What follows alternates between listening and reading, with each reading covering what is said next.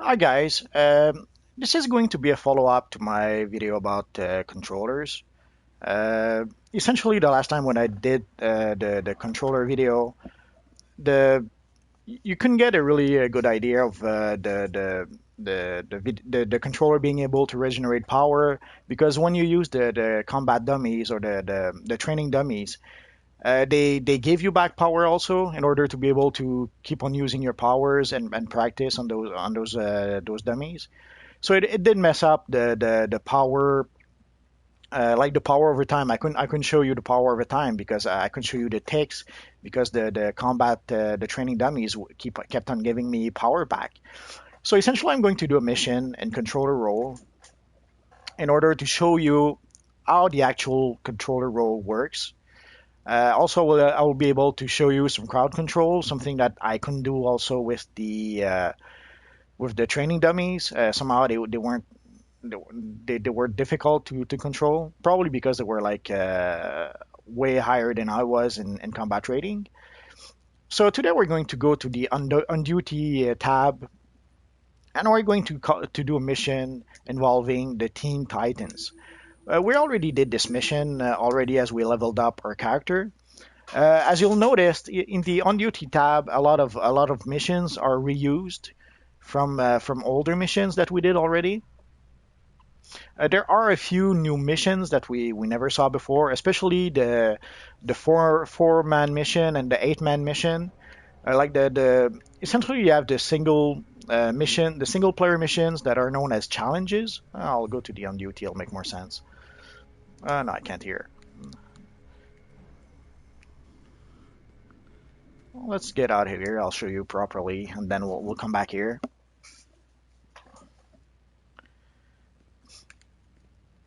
Essentially, in your on duty tab, once you reach level 30, you'll have a whole bunch of mission added to it.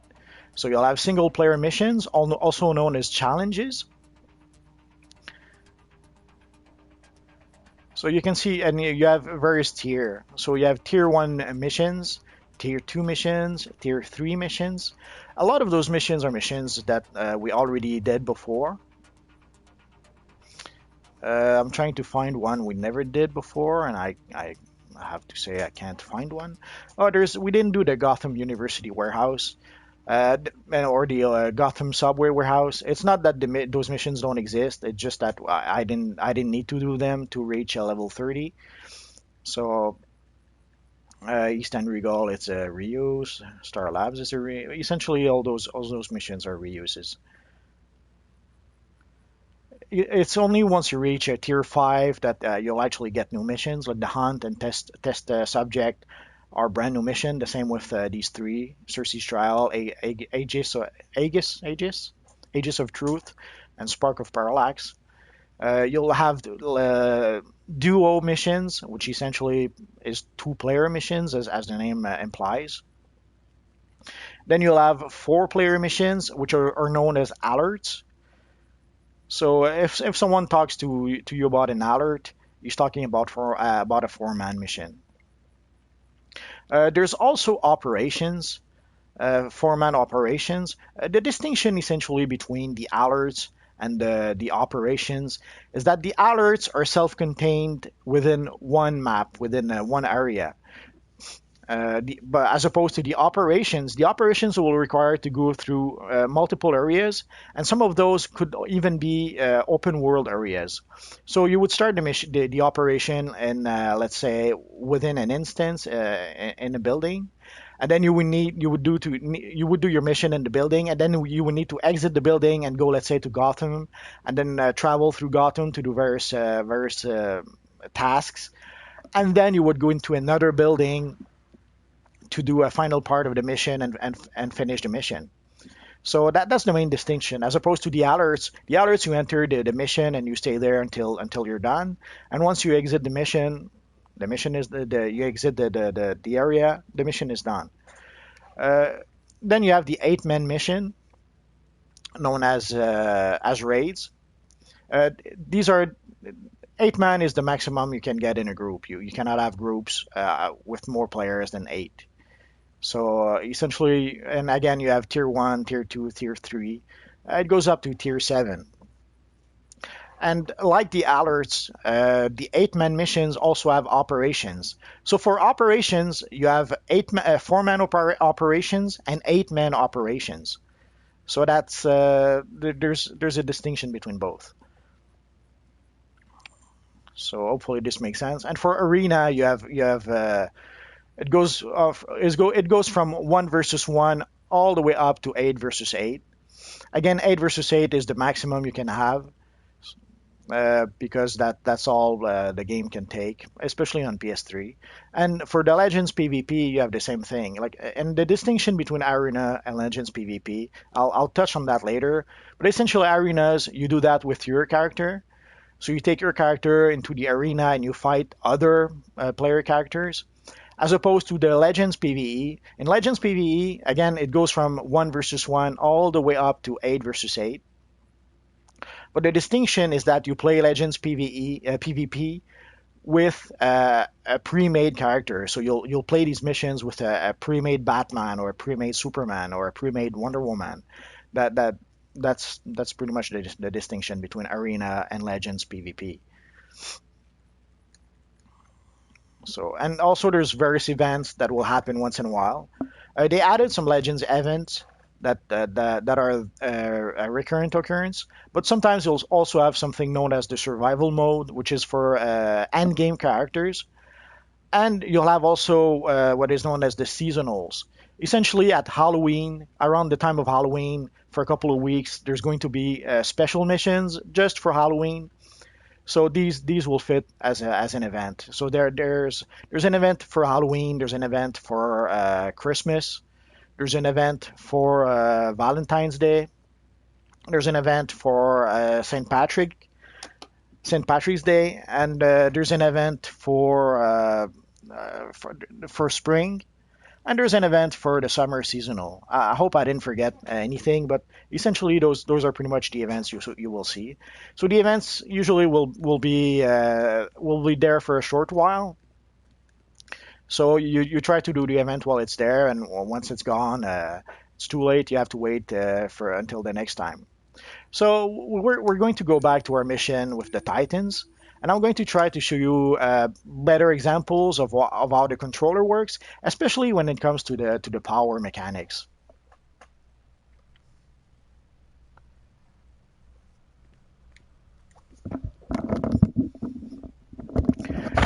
So essentially, I did explain that there's a mechanic known as the power overtime that the controller has. Essentially, what it means is that you use your what is known as your pot or power overtime,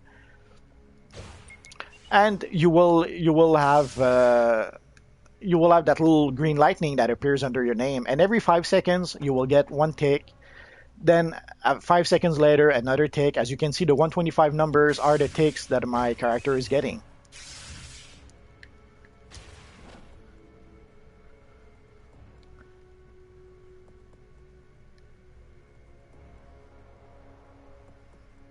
So the idea is to keep the tick going and going and going in order to always keep your group supplied with power.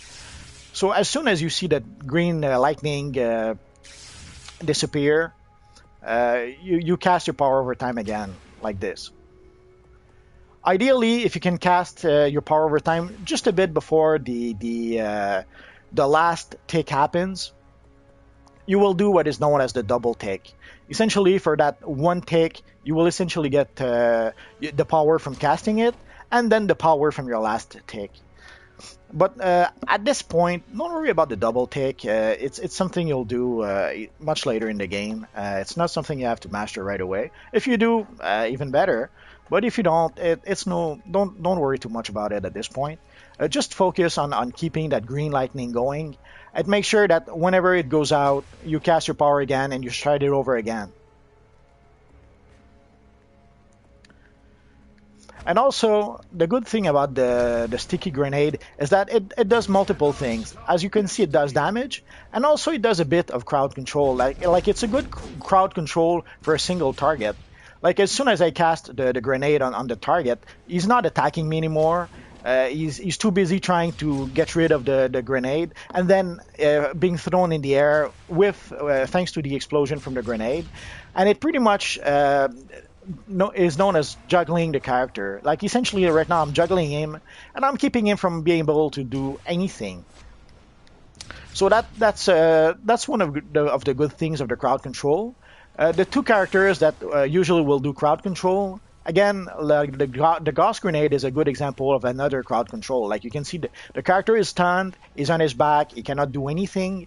The Gauss grenade is also a crowd control. And in addition to being a crowd control, like you can see under the Soul Striker, you can see the red shield, the little red shield. So the Gauss grenade does multiple things. It does damage, it's a crowd control, and it's a debuff. So it lowers the defense of the Soul Striker so that when I attack him, I'll do a bit more damage thanks to the debuff. And the nice thing, and as you can see, I didn't renew my Green Lightning, so I did that. And again, as you can see, the debuff is lowering the defense of the Soul Reaver.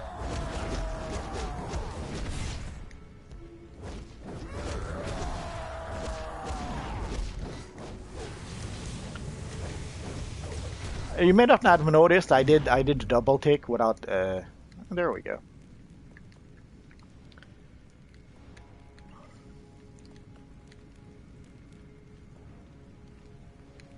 I was wondering where that little fellow was. You will succumb to Trigon's might. You cannot stop destiny.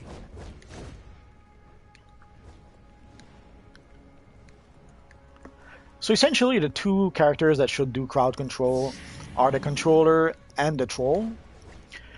Ideally, you should let the tank do his crowd control first. Because when the tank uses a power, he will do what is known as aggroing the mobs. Essentially, he will attract the mods towards him so that the mods attack the tank. And that's what you want. You want the mobs to attack the tank so that they don't jump on the other players like the healer. The last thing you want is for the mobs to attack the healer. So if you let the tank cast his power and attract the enemies towards him, then the enemies are going to keep on attacking the tank, and it's going to make sure that essentially the healer or even the rest of the group stays protected thanks to the tank. And also the thing that happens is that sometimes if you do your crowd control first, then the tank will have a hard time trying to attract the enemies towards him. So ideally, you should always wait for the tank to do his crowd control before you actually do yours, if that makes any sense. In some cases, tanks will even ask you, please don't do any crowd control. So it's a case-by-case basis. If the tank asks you, to let him do the crowd control, there's no reason not to let him.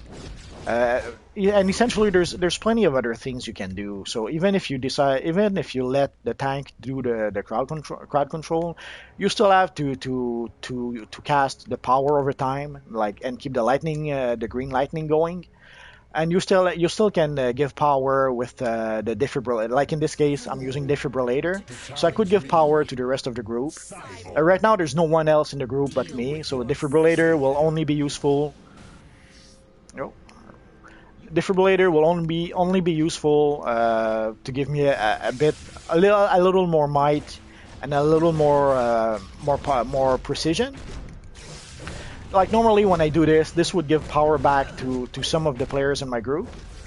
But since I'm the only one, all it does is give me a bit more precision and a bit more might.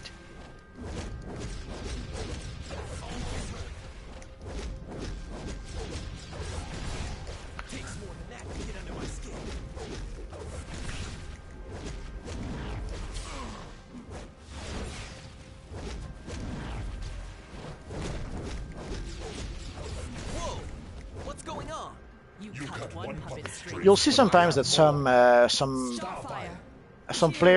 some non-player characters known as NPCs. Sometimes they will be Sometimes they will be resistant to crowd control. Usually, bosses are pretty much immune to pretty much most crowd control. So versus bosses, what you will want to do is you will want to debuff them instead. So maybe crowd control the lesser mobs, and when you reach the boss, then forget about the crowd control and maybe just use debuffs. There might be example of bosses that can be affected by crowd control. I guess as we play, I'll probably find a few examples to show you later. Like right now, Cyborg and Starfire were somewhat. I was somewhat able to crowd control them a bit, but sometimes they were a bit resistant to my crowd control. Like, let's try with our friend Nightwing. Let's see if we can crowd control him with the grenade. Yeah, the grenade seems to have worked. And let's try the other grenade. The other grenade didn't produce the effect we hoped. As you saw, like the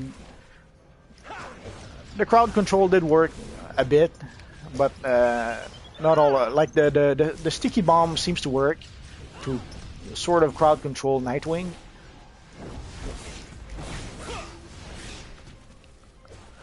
Well, let's try. But the Gauss grenade doesn't seem to control him.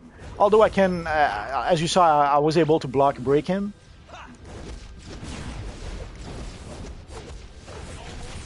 You'll notice that a lot of characters in this universe online will be what I call turtles or spam blocker.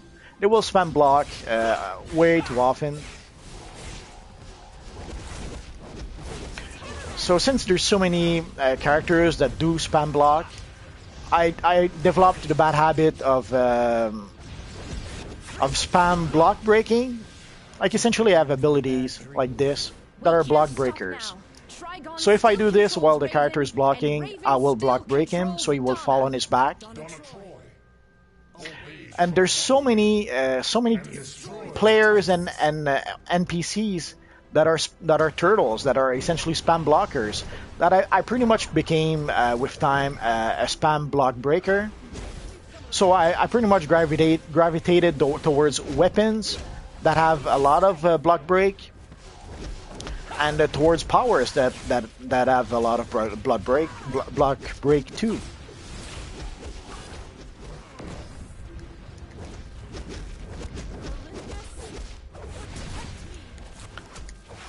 And you can see Donna Troy, not unlike Nightwing, sometimes... Oh no, the crowd control did work. So sometimes it works, sometimes it doesn't work as well. There's various reasons also why sometimes your crowd control wouldn't work, but we'll go through those as we go along. For now, all we really need to know is that you try to do your crowd control. Oh, she blocked me. So you try to do your crowd control, and if it works, it works. If it doesn't work, well, it's not too bad. The thing also is that your powers do more than just, like, the Gauss grenade does crowd control, but also it does do damage, like, it does do some electric damage. So worst comes to worst, you'll at least do a bit of damage with the Gauss grenade, and at best you'll be able to crowd control the NPC. Split up and search. Starfire and I will take the upper levels. I'll search the rest of this floor. Sounds like a plan. The hero and I will take the holding level. Come on.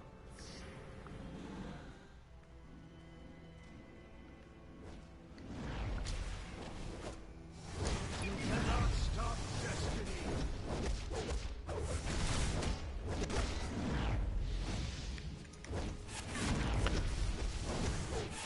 Like you can see, the Gauss grenade did a really good job crowd controlling the Soul Striker. It was pretty much out of commission the whole fight.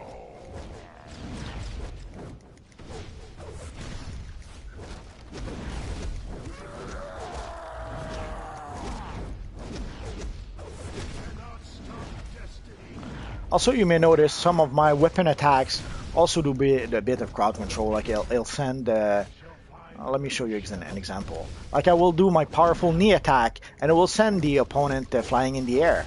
And while he's flying in the air, he's not doing anything. He's pretty much incapacitated. So there's various ways you can try to do some crowd control. And also, of course, always very important. The very thing you do as you start the fight, you start your power over time. You get that little green lightning bolt going, and you keep it going. When you're by yourself, it's not such a big deal since it only affects yourself. But when you're within a group, it's so important to keep it going, to make sure that everyone in the group gets power. So the more power you give to your group, the more the healer is going to be able to heal and keep the group alive. And the more the tank is going to be able to use his powers and attract the enemy NPCs towards them and keep the group alive. Oh, hi there.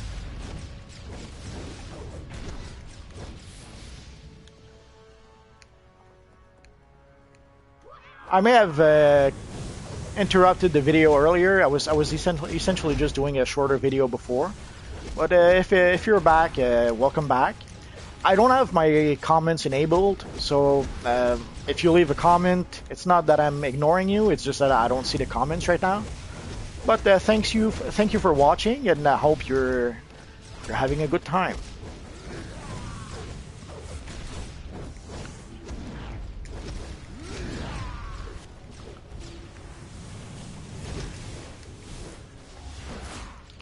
Essentially, I'm doing a video to try to explain a bit how the controller works to new players.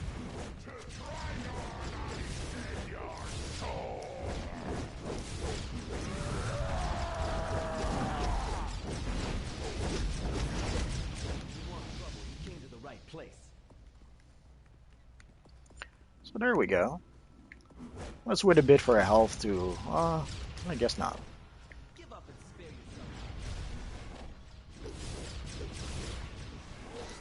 That smoke effect, it's a power that Cyborg uses. It can be a bit annoying sometimes. The thing is, it pretty much blinds you when it fills the whole screen.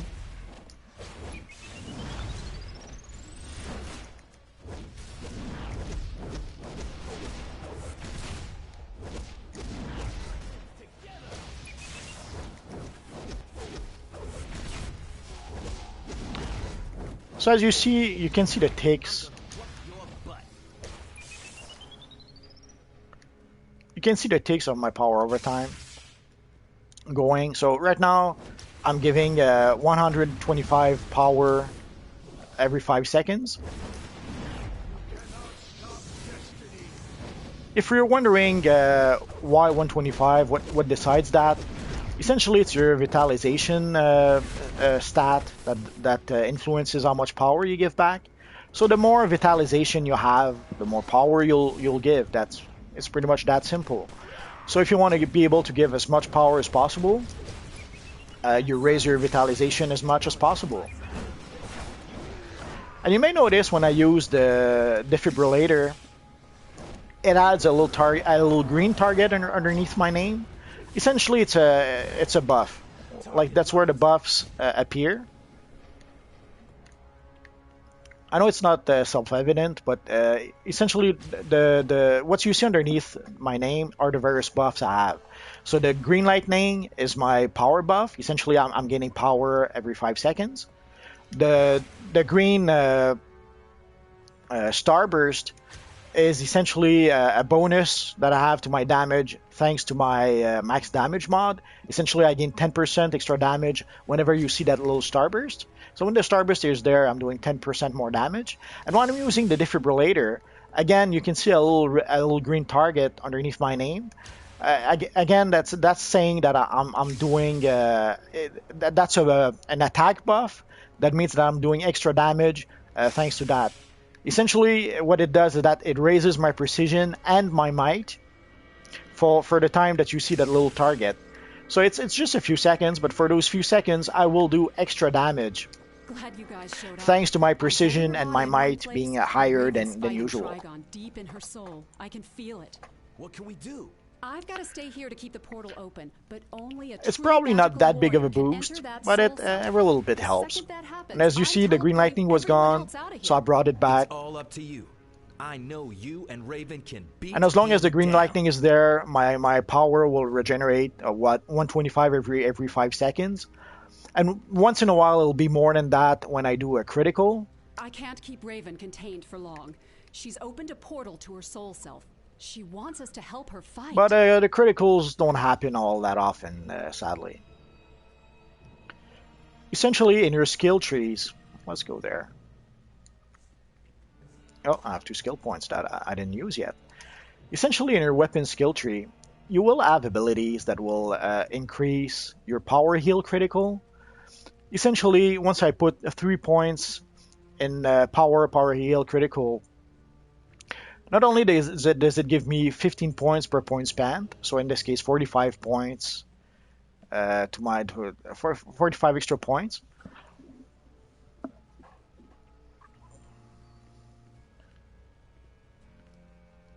It increased my power, sorry, by 15 for every point, so 45 extra power points.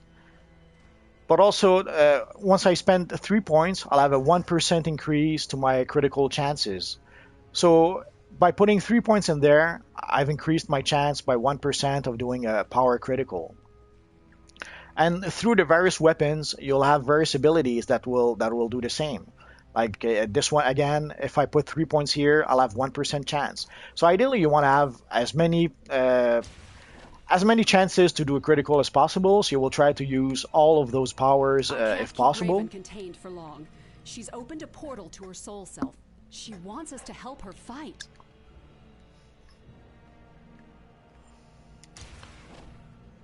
So the more criticals you have, the more chances you'll have to do a critical when you gain power or when others gain power. But there's no guarantee. You have no control over when that happens. All you can do is try to maximize your chances of it happening. And sometimes you'll go through a dry spell and you'll have no power critical. Other times it seems like every tick is a critical. It's rare, but it happens once in a while.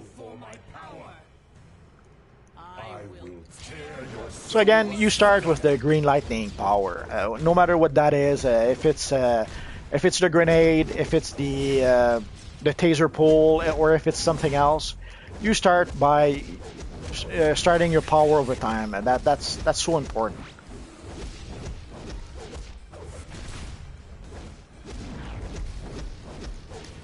And you keep that little green lightning going. Oh. Usually when you see the character blocking, you should block break him.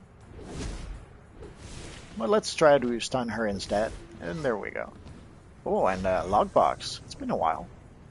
And when you see like a FX that will try to do damage to you, blocking is never a bad idea. Like if you saw that like purple tornado that tried to hit me, blocking helps. It probably won't prevent all the damage, but it will prevent at least some of it.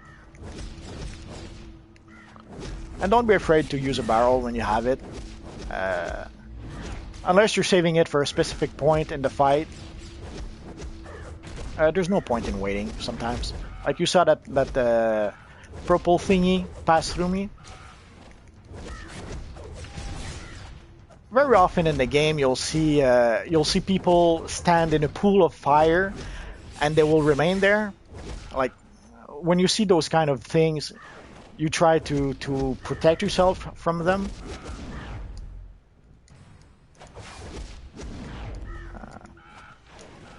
See, I blocked Broker, but she didn't stop me before. So again, we start with the green lightning. So always don't be afraid to keep that green lightning going. It's so important for the group. And I see so many controllers who don't give powers at all.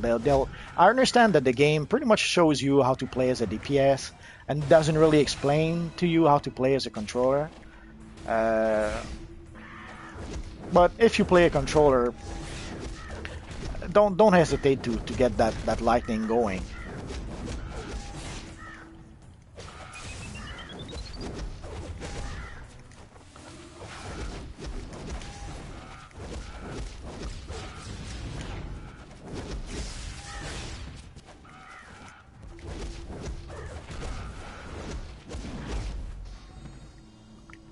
Okay, I thought it was the last one. Ah, daughter, your will returns. What's left of it? Trigon, you will leave this place. So for the last fight, we're going to call our friends and even use our trinket. And get that lightning, green lightning going. Oh, where is... Oh, there she is.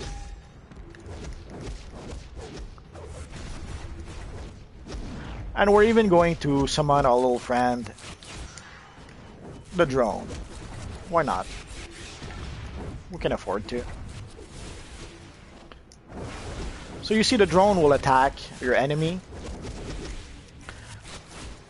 And sometimes it should give you some power.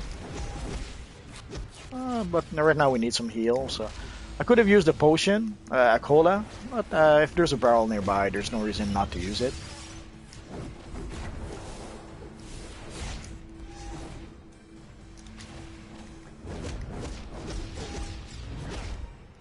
But as you see, all my friends are gone. They don't last that long, but the time they're there, they'll give you a nice boost to your attack.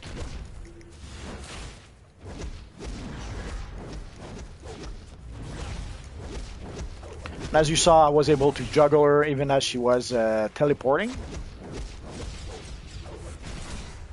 And there we go. You are free for now, daughter. And you have these thingy. Okay. My arrival is... So as you saw, we earned 1 mark of victory. Let's talk to Raven to finish the mission. Evil power has entered this world through me. We earned 1 mark of victory and a couple of extra goodies that I'm gonna go see in my inventory what there are. I hope you will fight at my We'll side just when have to this wait dark for day Raven to comes. finish her speech. And usually at the end of a mission, you'll have the scorecard that will appear. On the scorecard, you'll see the time it took you to complete the mission, and you'll see how much damage you did, how much healing you did, how much power out you did. As you can see, ironically, I did more healing out than I did power out. The healing out is the how much healing you did. The power out is how much power you produced. So, and if we go to the next page, we'll see again the damage we did, the amount of NPCs we knocked out, the amount of objects we knocked out. And again, if we go to the next page, somehow the damage seems to always be there. Again, we'll see the healing we received. And we'll see the amount of time we died. In this case, we didn't die. And again, we'll see the power out. The power out is the power I gave out. The power in is the power I received. The damage in is the damage I received. That's usually important for the tank. Like the tank usually should be the one with the highest damage in, because he's supposed to attract the enemies towards him. So essentially the more damage in the tank got, the more you can guess he did his job well by keeping the enemies focused on attacking him. The amount of secures is like if you click on the console or if you click on an objective in the level, transports, protects, all those things are accounted for. So and then we're back to damage out, healing out, and power out. So and there's also info like you can check the various information about the mission, the relevant combat rating, the minimum combat rating, the suggested combat rating. And in this case, it's the same. Like the minimum combat rating is 30, and the suggested combat rating is 30. But in many cases, it will be different. I'll show you probably some examples of that as once I leave this mission. Essentially, you see the rewards also. They've made it so that Now, ever since Game Update 47, when you do a mission and you're way above, uh, you're much higher level than the mission is, you will not get rewards from that mission, or you will not get all the rewards from that mission. Usually, what that means is that you will not get marks of victory. So essentially, for this mission, you have to be between combat rating 30 and combat rating 53 to get a mark of victory from it. If your combat rating is 54 and you do this mission, you will not get a mark of victory, and you will not get certain loot items. If you're 54 or more, then you will get only certain loot items.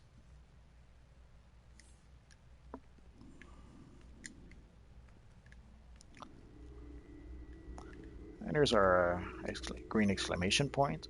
Not sure why I didn't take it the last time. Probably just forgot. Blood Priest It happens. Chronicle. This scepter was once unremarkable.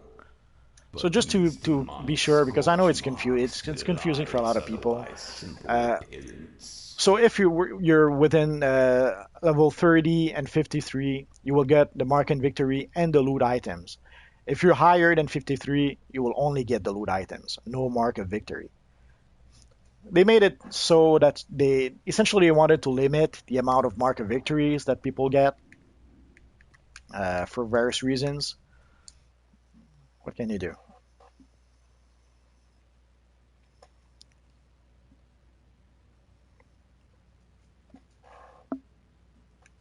So I'll try to give you a better example of the combat rating for certain missions. Let's go see. It's all the same, all the same. Okay, let's go see 2 players, all the same. Okay, so you can see here's an example of that. Like the minimum combat rating to enter the mission is 113. So once you reach 113, you can enter the mission. But the suggested combat rating is 129. Essentially what that's saying is that you can enter the mission at 113, but odds are you may not succeed if you're at the minimum combat rating. If you want to make sure to be able to succeed in the mission, the closer you are to 129, the better your chances will be. Which is, I guess, self-evident. Like the higher your combat rating, the more chances you'll have to finish the mission, right? But they took the time to include a minimum combat rating, the minimum combat rating being when you can enter the mission, and a suggested combat rating, which means when the combat rating, they expect you to need to be able to finish the mission. So again, like you see, the minimum combat rating is 111, but the suggested combat rating is 120. Also, some missions will have suggested dominance. So in order for your crowd control to actually work within that mission, your dominance has to be, in this case, 2400. There's no such thing, no such requirement, I think, for the single missions, last I checked. And for the duo either. So the single missions and duos, no minimum dominance needed. But for the alerts, like essentially the tier 1 alerts will require at least 1000 dominance if you want to be able to do some crowd control. There was a bug until not that long ago that the 1000 number was wrong. Actually, you needed like 1250 dominance. And I'm not sure if they fixed it or not. So essentially, at least I have 1000 dominance. But if you can, of course, if you have more, it's always better. Like once you reach tier 2, then the suggested dominance is 1150. At tier 3, it's 1350. At tier 4, we skipped it. At tier 4, it's 1700. At tier 5, it's 1950. At tier 6, it's 2200. And at tier 7, it's 2550. And let's go see for the raid if it's the same.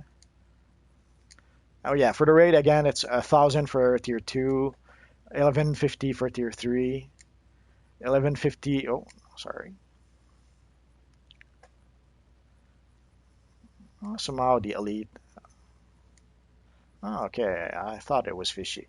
So essentially, that was for the novice. Like you may see, there's novice raids and there's expert raids. So the novice raids will require 1000 dominance for the tier 2, but the expert raid will require 1150. The same with the tier 3 novice, 1150, but the expert tier 3 will require 1350. Expert tier 4, 1700. Expert tier 5, 1950. Tier 6, 2200.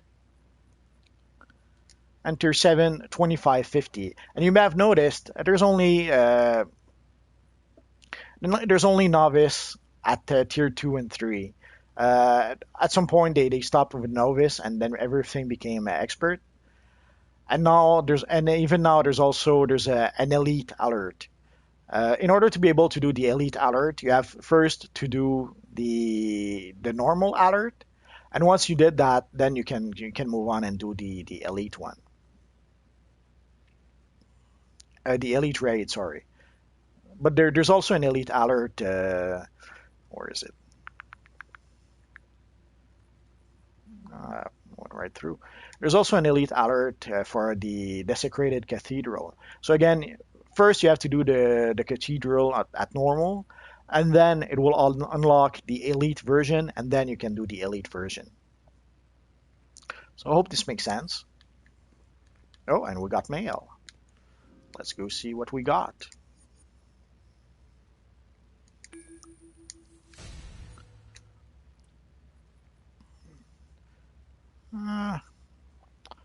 Won't be useful, sadly. So essentially, these are the rewards we got for the mission. We got a helmet. What? Oh, it's a good one. So we're going to use that. Oh, and we completed a style. So we got 25 feet points for completing the style, and that's going to help us maybe get a new skill point. We'll see.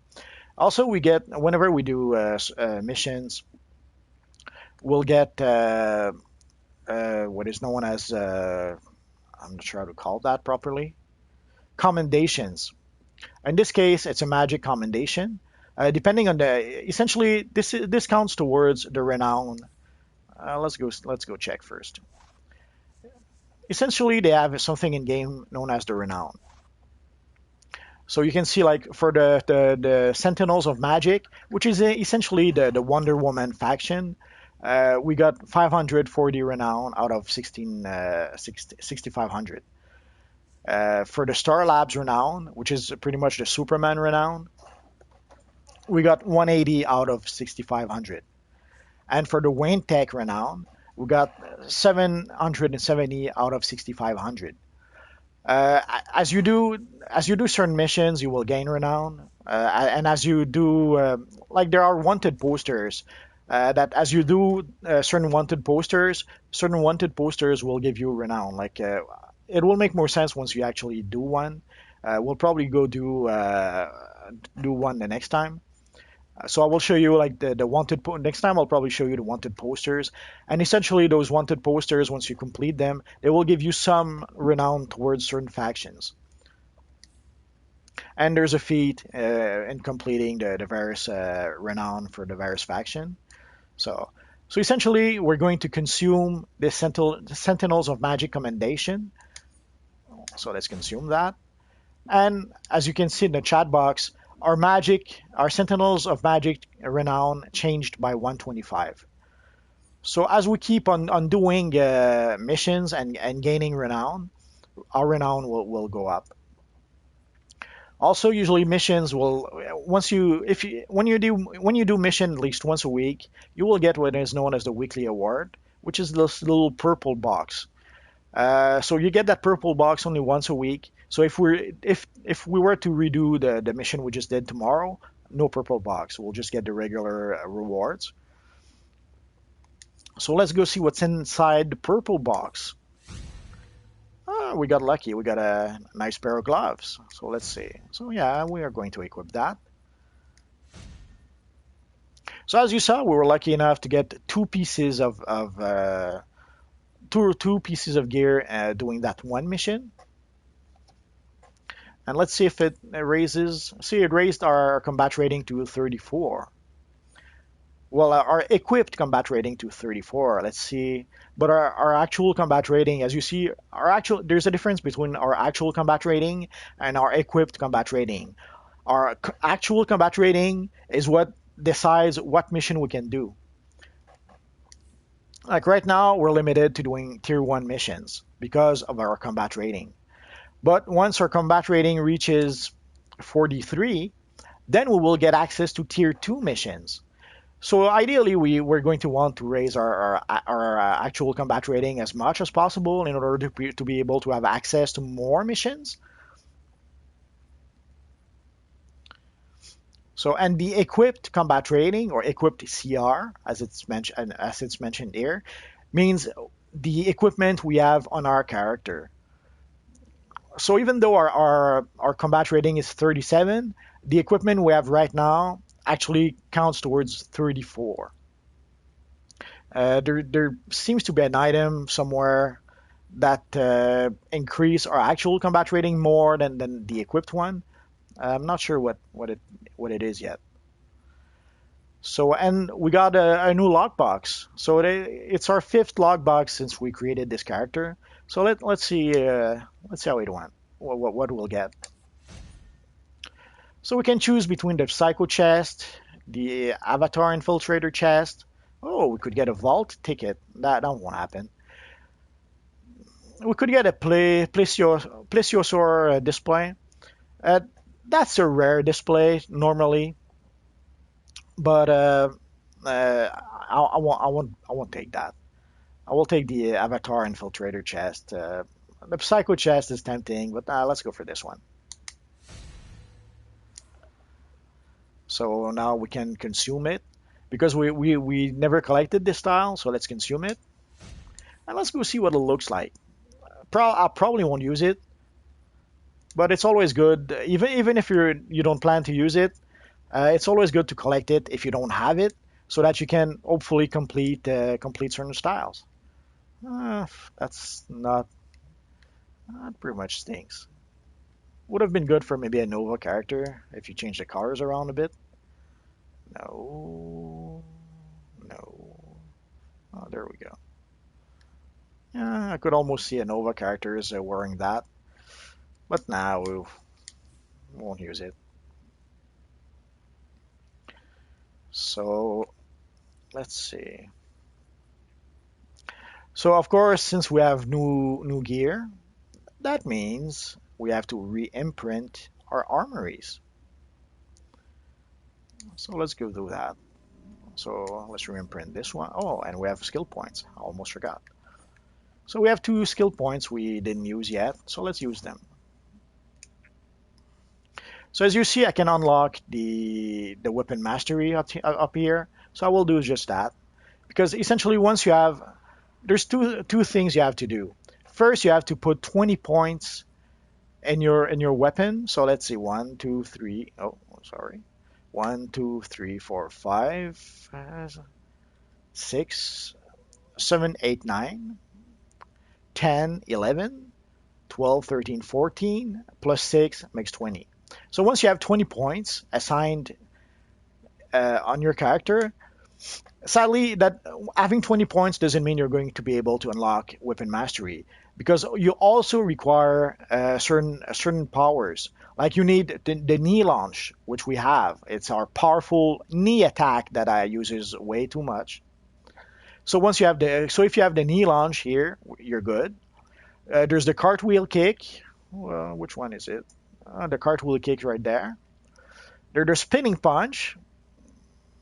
So there, the spinning punch is right there. And what's the last one?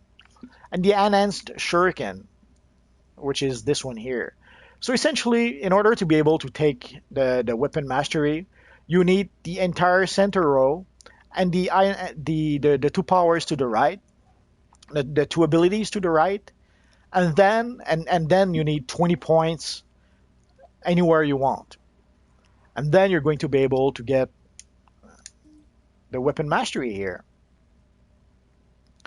Ideally, the weapon mastery would allow you to unlock weapon mastery combos. But in order to be able to unlock the sweep shot mastery and the loft shot mastery, we would need to go into dual pistols. We would need to put 20 points here, and then we would need to buy the dual pistol mastery. And again, as you can see, the dual weapon mastery requires certain abilities. It requires you to take loft shot. It requires you to take sweep shot. It requires you to take magnum round, and it requires jump shot. So you need those 4 abilities to be able to take the weapon mastery. And also, even more, if you want to take, let's say, the loft shot mastery, you must take the loft shot skill. And in order to have the sweep shot mastery, you must have the sweep shot skill. Sometimes it's already included in the requirement here, loft shot and sweep shot. So sometimes they're already included here, but sometimes not. Sometimes there'll be different abilities. So you have to be careful if you want to take a certain weapon mastery, you have to be careful about what abilities you take. You have to make sure that you take all the abilities that would allow you to take the weapon mastery combos. And also it unlocks the bottom row here, as you can see. So now we can start to put points down here. As soon as you unlock the weapon mastery, you have access to those skills here, and those are pretty potent skills, like 25 extra might and 25 precision, especially at level 30. That's nothing to sneeze at. So, but since this is a controller, we're going to go instead for the power vitalization. So having more, as I explained, the little green lightning will give more power if we have more vitalization. So we're going to do just that, where we're going to put 1 point here and get some extra vitalization and also extra power. And let's go see. So essentially, if you go into your stats, you will see all them stats. I won't go through all of them today, maybe in a future video. But essentially, like your vitalization, like right now, my vitalization is 108 when I'm a controller. Essentially, each 10 points of vitalization means 1% of power generation increase. So to keep it simple, the more vitalization I have, the more power I will give. So I don't know if you remember, I was giving out 129 points of power with each tick. So let's see how much we're giving now that we've increased it.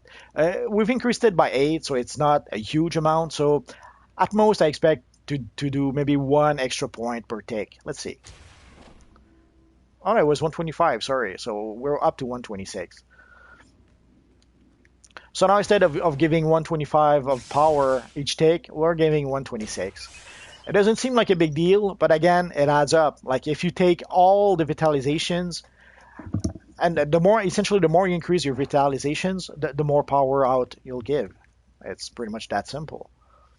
Oh, and sadly, you see one of the items we had put up for sale expired. It's no big deal. So I could try to pull it up, put it up for a bit more, but nah, I'll probably for something like this I probably was asking like $100. So no point. So essentially, now that we've added all our skill points, let's go imprint our new gear. Imprint all. Oh yeah. And we're going to do the same for DPS. So we switched our armory, then we re-equip our new gear. And then, of course, we're going to go to our skill points. Yeah, and we're going to add our 2 skill points. So let's go to martial art. So again, we're going to take the martial art mastery, which will open again the bottom row. And this time, unlike the controller, which took power vitalization, instead we're going to take might and precision because we want to do as much damage as we can in DPS roll. So here we go. And again, it's like 25 of each. You can stack 3 points. So ultimately, once we put 3 points here, we'll have 75 extra might and 75 extra precision. Again, it may not seem like a big deal.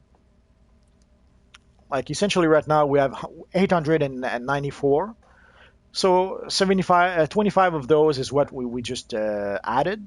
But if we were to have 25 from 25 from martial arts, and then 25 from the bow, and then sorry, not that, 75 from martial arts because we can put 3 points, and then 75 from the bow, and then 75 from brawling. Those add up at some point. So now that we've done all that, we're going to imprint. Maybe I already did that, but sometimes I'll forget. Okay, I didn't do that yet. So here we go. We're going to imprint that. So now you can see that the gear we had before is no longer has that little it no longer has that little helmet symbol on it. So now we can sell it, destroy. We can sell it. Not destroy it. The name escapes me. Salvage it. We can salvage it now. So let's see. But we can't because they're not level 30 items yet. But what we can do is recuperate our exhibits. But also we'll need a new mod for our gloves. So let's go get a new max damage mod.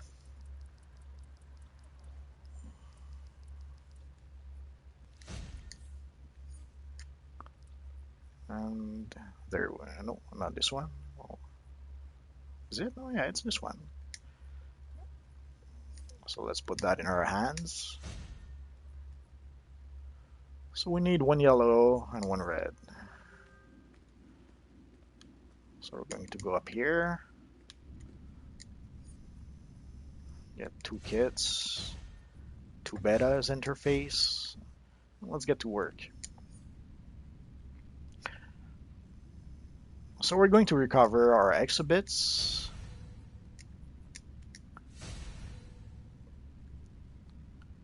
And then we're going to craft 2 more exhibits.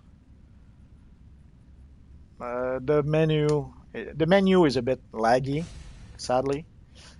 It happens. And then we have our 2 mods. So let's put them here. As you notice, we already had some yellow mods.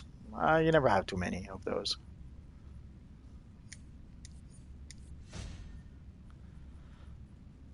So all we have left to do is to go sell the gear that no longer is useful. Oh, and repair. So we'll sell first. Otherwise, we're going to pay to repair gear that we're going to sell in like 1 second. So let's start by selling the gear we don't need anymore. And let's repair the rest. So here we are. We're done for that.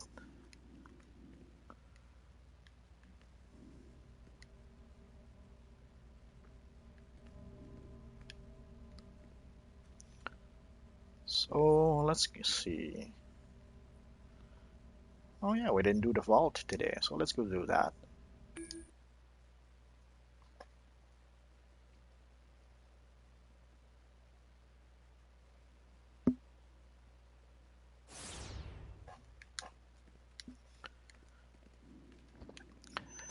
Once you reach level 30, the vault, in addition to what it was giving you before, essentially as you go up in level, there are more and more items added to the loot table. There's certain items that you will only get later in the game. And also, I did mention that there are some rings and some necklaces that you can get in the vault that are usually pretty good necklaces.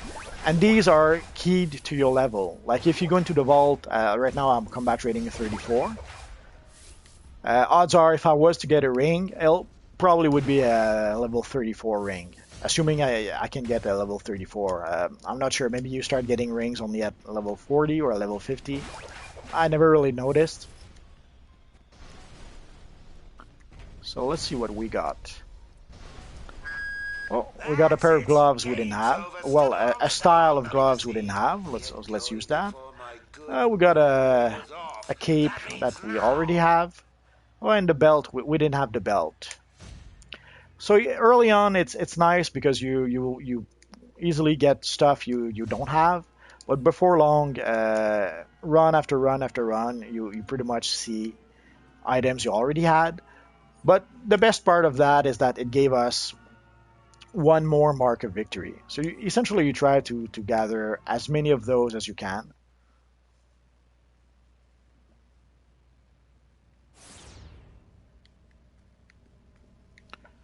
So because essentially right now we need mark of victory for our mainframe. Let's see. Oh, so right now I have 12 marks of victory. I could use them for a number of things. I'll use them for my backup. Essentially, I'm going to make my backup stronger. And also, essentially, it's going to add me a third backup. Like I had two backup up to now. Now I'm going to have three backups. And the nice thing is that those three backups now will be flying.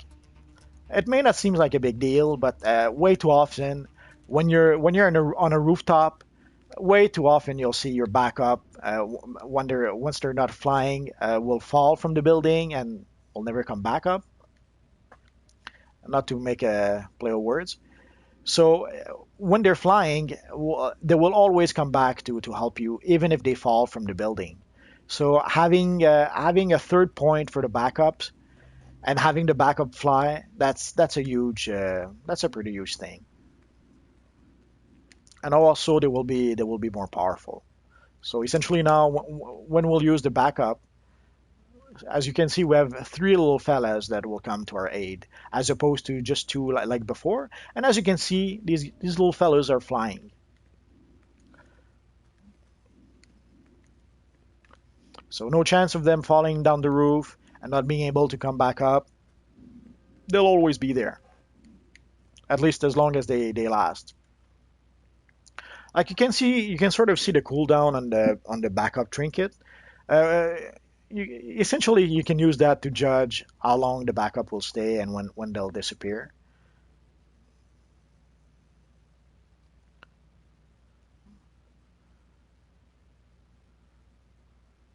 So as you saw, they disappeared just a tiny bit before they reach the quarter mark of your cooldown. So that's how you can pretty much time how long you'll have them and when they'll leave the fight.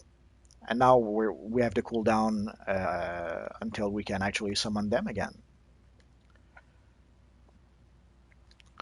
So let's continue our little controller tutorial with. So right now our combat rating is 34. So let's see if we cannot get that up a bit more. And also let's see how well we'll manage against which one is that? Oh yeah, let's try this one.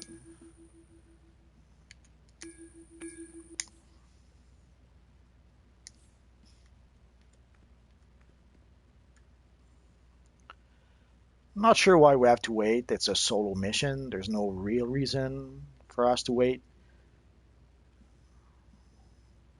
Normally you wait like you wait because you're trying to do a duo and you're waiting for your duo partner to accept the mission. But in this case, there's just us. So why do I have to wait? I have no idea. But we had to wait. And it's one of those of life's mystery, I guess.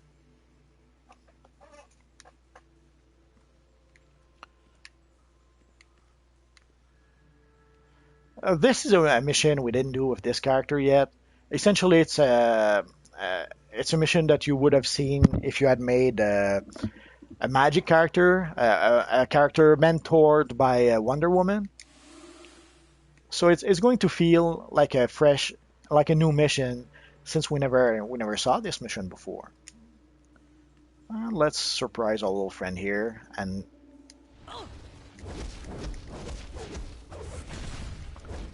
So as you saw with the nice thing with having multiple loadouts, essentially having a loadout for my controller character, and then having a loadout for when my character is in stealth mode, is that technically I've almost 2 loadouts for the price of 1. And you can see the crowd control works fairly well against these low guys.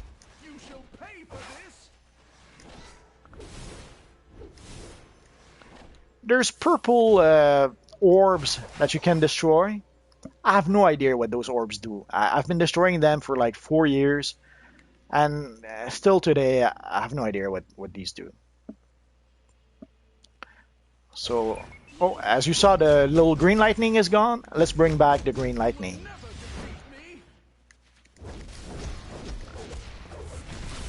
I know I've been pretty much insistent on that, but it's so important to keep the green lightning going in order to keep your group powered.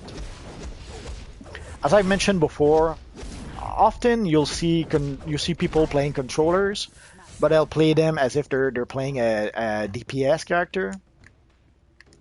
And often it's not because they want to be bad about it. It's just they don't know any better, which is the whole point of those videos. Hopefully people will know better now, but you never know. So we keep the little green lightning going. So often you'll be in a mission with a controller that does not give you power, or you'll be in a mission with a healer that does not heal you, because those players learned to play as a DPS, and even when they switch to controller or healer, they'll keep on playing as a DPS. And I can sort of understand that, because first I've been there myself, and the controller role is the first role I've learned to use. Essentially, I pretty much learned to use the controller role with my Magneto character. I had tried before that with my Phantom character, but holy crap! When you're a new player learning the controller role with the gadget power, it was difficult for me. And at first I thought that maybe I shouldn't be a controller, and I thought that until essentially I tried my Magneto character. Once I had my Magneto, I pretty much realized that it's just that I was using the wrong power for my playstyle. Once I was using the mental power, controlling was much easier for me, for various reasons. I'll probably show the difference with my Magneto character at some point, but it's pretty different controlling with a gadget, or even just playing with gadget and playing with mental is quite different.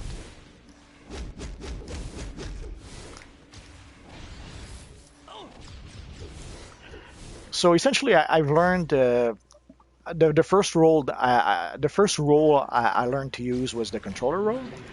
So even when I play as a healer, sometimes I'll have, or even as a DPS now, sometimes I'll have a tendency to play kind of like as if I was a controller. Like I'll do a bit of crowd control with my healer, or even with my DPS. Even though technically those characters are not crowd control characters. But in certain instances, like in solo missions, DPS can do crowd control as well. Essentially, in solo missions, anyone can do crowd control, and the same is pretty much true for solo for duos as well.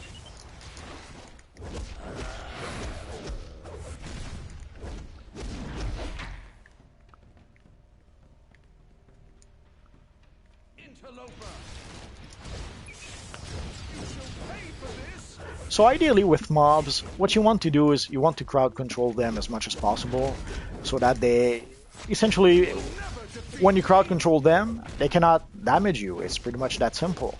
So while they're under your control, while you're juggling them, there's nothing they can do to you. Usually debuffing them is usually a waste of time, unless maybe it's a bigger guy like this guy. Then it's the the debuff might be worth it a bit. But essentially, you'll try to crowd control the mobs or the ads, depending how people call them, and you'll try to debuff the bosses. Defeat the Magians casting the spell to break through. Like you see, our little friend is crowd controlled, cannot do anything. Same with this one. So as you see, the sticky grenade is not only good to give power, to give you power, but it's also good for it's a multi-purpose power, I suppose. It gives you power. It stuns or it crowd controls a single enemy, and it does damage.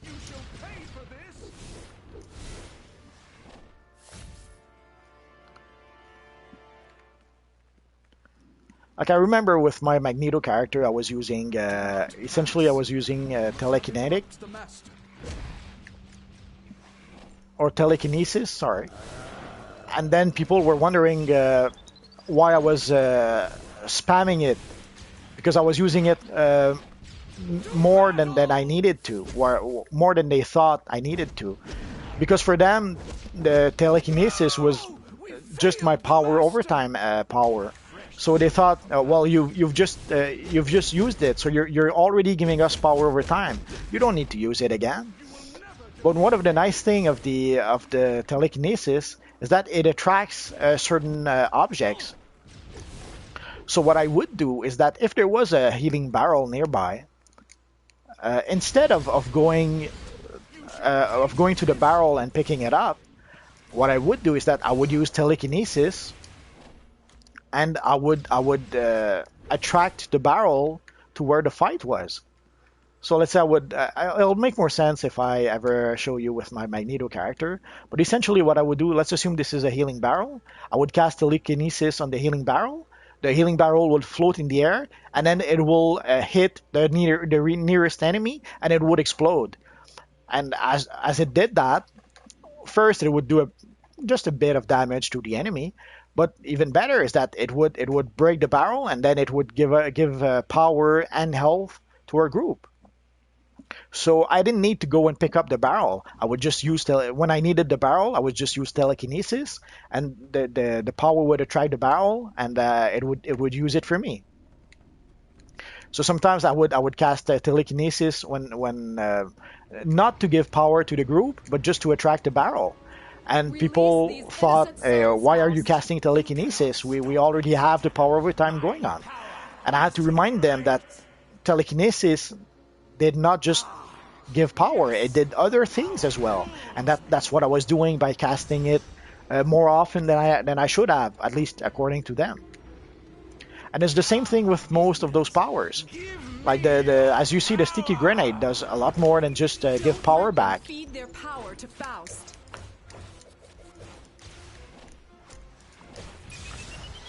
Watch the outfit, buddy.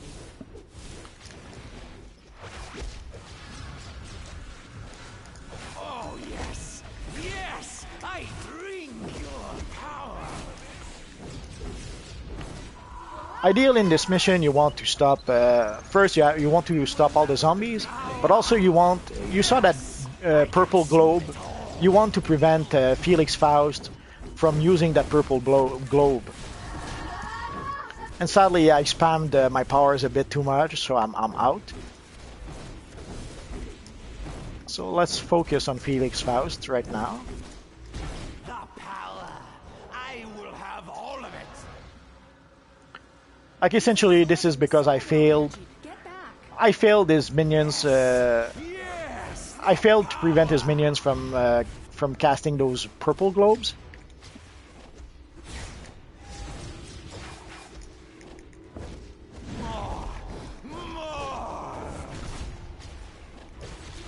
Well, let's call our little friend again.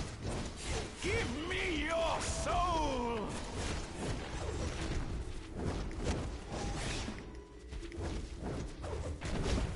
Might be a good idea to debuff him.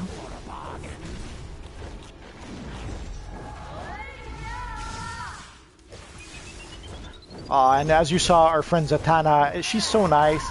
She healed me a bit. So again, now we have Felix Faust, and we're going to have to prevent.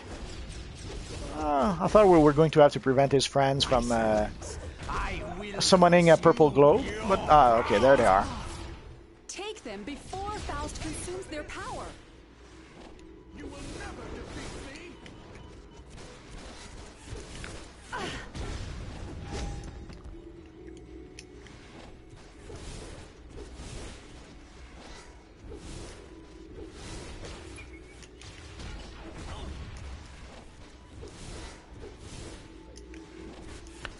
Okay, so I think I pretty much prevented the minions from summoning the orbs. I'm not sure where Felix Faust is going.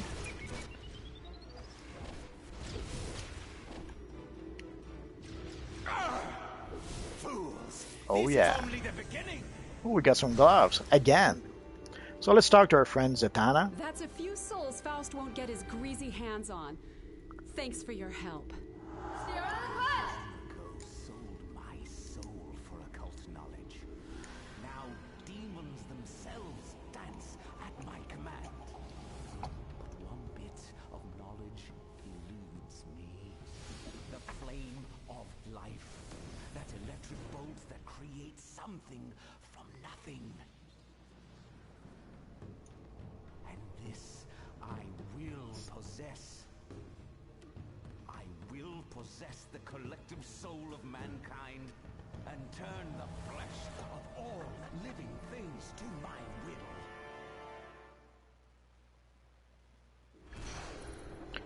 I'm sorry if somehow I could not skip the cinematic. Hopefully you had the sound. I wasn't able to. I didn't check yet to try to figure out how I could have the sound with those cinematic and have my voice at the same time. I'll have to keep working on that. So again, as you see, once you finish the mission, you get the scorecard. You'll see your damage out. You'll see the healing out. Strangely enough, I have 0 in this one. The power out, I have a 4897. So that's how much power I gave. And I knocked out 60 NPCs. I destroyed 18 objects. Again, no healing. So again, the power out, power in is the same because I'm the only guy here. So, but if there was a group, each would have a different power in, and I would have the same power out, but the power in would be split amongst the whole group. So, and I'm hearing something that is right there. So let's collect that. So that's 2 out of 6. Again, this seems like a new mission because we didn't do it. But this is a mission that you do if you create a Wonder Woman character. That's the type of mission that's one of the missions you would do early on. We got a new pair of gloves, but they seem to be equal to what we already have. And we already have the style. I think it's the style we just got from the vault also. So, but we still got a commendation. Again, this will increase our magic renown, so there is no reason not to take it. So if you see in the chat box, again we gained 125 renown with the magic, the Sentinels of Magics, which is essentially the Wonder Woman faction. And we got our weekly reward, our little purple box. Oh, and we got a nice cape out of it. So let's equip that. So again, once more, we're gonna have to go back to our base and re-imprint our gear, which is a small price to pay, I suppose, to get some new equipment. So it's level 32 as opposed to our level 27. And let's see if it did increase our combat rating. No, we're still at 34. It's okay. Each piece will not increase on combat rating unless we get a really good piece somehow. There's usually, I think there's some, is there something up here? Suppose not. Oh, well, I was sure there was something up there. Or is it up here? It's never a bad idea to explore the area after you finish the fight. The simple reason is that while you're fighting, you won't notice everything around you. So at worst, you'll just admire the location. Like some of the locations are really well done and really they look real nice. And at best, well, sometimes you'll notice, oh, there's an exclamation point I hadn't seen before, and you collect it. So I guess we can go now.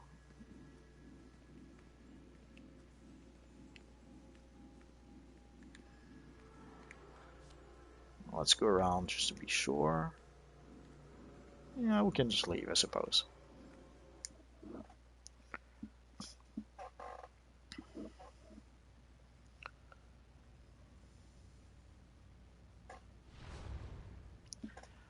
So again, as usual, since we got a new piece of gear, we'll go to our little dispenser over here.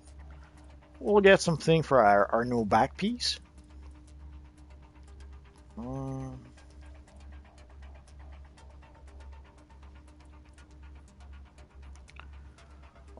let's stick with breakout protection.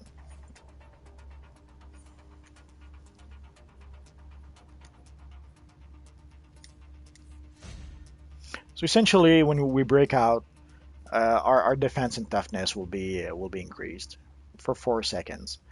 It may not seem like a lot, but in certain fight, 4 seconds can seem like an eternity. So it's a good, it's not a bad deal. So we're going to imprint our new back, and then of course we're going to switch to DPS, and we're going to imprint our new back again.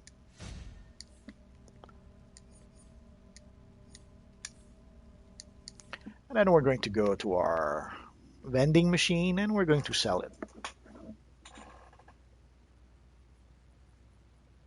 And also, we can take this time to sell whatever junk we got from the mission. Oh, the gloves. Maybe we can salvage the gloves, though. Let's go see. So let's repair our gear. So ideally, you sell first so that you don't repair something you're going to sell, or even worse, destroy right away. And now, okay, so as you can see, we can salvage those gloves. So sadly, often you get junk from doing that. So let's try it out and see what happens. We got a simple material, so that's good. I'm a bit surprised because there's times where I would get nothing but junk. Oh yeah, it might be a good time to replace our colas. I guess we're going to have to re-imprint again, but anyway. So right now we have access to the level 30 cola because we're level 30 now. So what we're going to do is go back to the machine and we're going to buy a few stacks of extreme colas. You cannot buy too many because essentially these are the colas we're going to use and for the rest of the game. So they're never going to remain unused. So let's reimprint our new cola. And now switch to troll. Let's do that again. And you can see like this is the cola we just imprinted. It has that little helmet on it to say that it's part of an armory. So we're going to reuse the same stack. Reimprint here. And now our old cola, the little helmet is gone from our old cola. So we're going to be able to sell it, which is what we'll do right now. So let's sell this. So essentially right now, the Sorter Cola Extreme is what we'll use pretty much until the end of the game. Uh, they may change it at some point. They've changed it a few times already. We before we had to craft various colas. We can still craft various colas if we really want to, but I never really bother with that. So okay, we don't have this one, so let's collect it. Well, let's collect the table, the red chair. We'll free up some space in our inventory.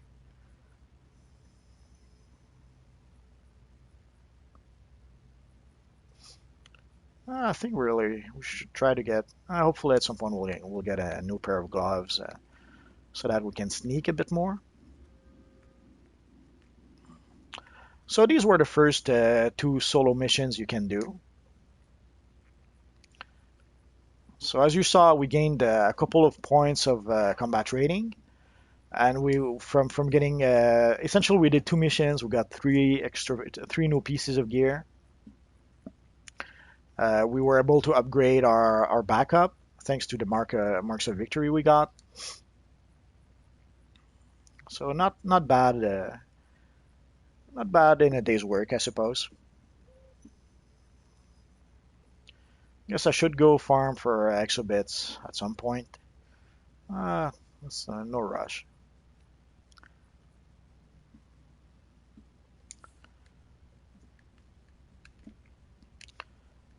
So I think that will be it for now. Next time we'll probably do a few more missions.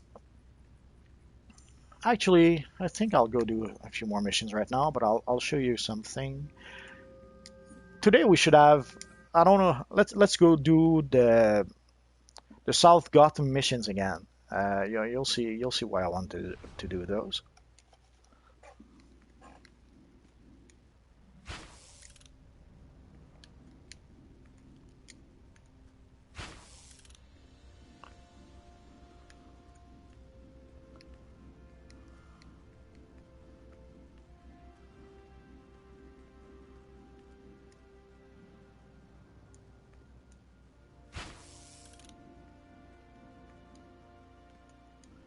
So as you can see, like the console is back, is activated again, so that we can take the missions again. These are daily missions. It's missions we can do every day if we wish to. It's not as if we cannot do the on duty missions every day. We can do those every day also. Even though if we do them every day, we won't be able. We will not get the purple box every day, the weekly reward every day. So essentially we can take those missions every day and do them, and it's a quick 3 marks of victory that you can make for once you can actually defeat the sub avatar, but odds are by the time we can defeat the sub avatar, we won't get nothing from those missions. And before I forget, I'll take a few minutes just to show you. I've mentioned the renown before, and the only real use of the renown, other than getting a few extra feats, is these guys over here. We've done some Like this little guy over here will sell you items if you have cooperative renown, like in the case of this guy with Star Labs. So in order to be able to buy the equipment that this guy is selling, you have to raise your renown. And as you can see, some of his items aren't bad. They're actually upgrades compared to what I have. And you can also buy Star Labs commendations for him.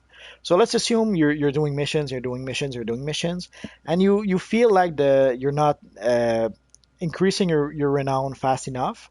You can buy those badges from him, and and it will raise your renown. He has a few utility belts that aren't bad. Essentially, you have this one with a trinket and a wild card, and you have this one with two trinkets and a wild card. Uh, Usually, this is the belt that I use for quite a long time. So if you can buy it at some point, early on, it's not a bad idea. Let's go see the Wayne Tech vendor just to essentially right now, since a lot of the missions we did were Batman related, the renown with Wayne Tech should be higher. Well, we can check right away actually. Our renown with Wayne Tech should be higher than with the rest. So as you can see, oh, it's not really. Actually, our probably because of the two missions we just did, our Sentinels of Magic renown is higher. And as you can see, we didn't raise it to cooperative yet. So even if let's go see just to be sure. Even if we go see the Wayne vendor, he will not sell us items. That's sad, but what can you do? May as well be for the best because ideally you don't really want to. Marks of victory are rare enough where it takes a long time to gather those marks. You don't even at one mark each piece. You don't really want to waste your marks on that. Yes, it would be a quick upgrade. Like the back piece would be better than what we have. The boots are better than what we have. The belt, as you can see, the belt is the same. Like this belt, the belt we have is as good as this belt. So we saved the one mark of victory. These gloves are better than what we have. The better. So essentially, the chest piece and the belt we don't need to buy, but the rest would be a nice upgrade. But hopefully, I'm counting on the fact that we will get gear from the missions we do. So I don't if we do all the solo missions, and even better if we do all the solo missions and the duos, odds are we'll have all the gear we really need. But for a few extra, oh, not here.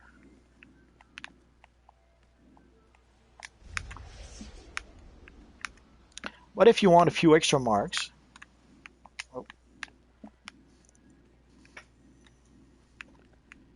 then you come and see our little friend, the console over there.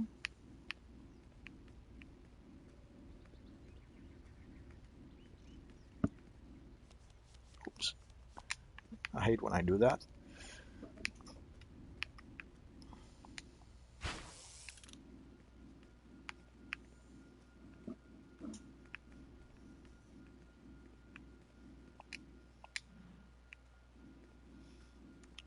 So essentially, if we come here, so we'll accept the objectives, and as you can see, it gives us the four missions again.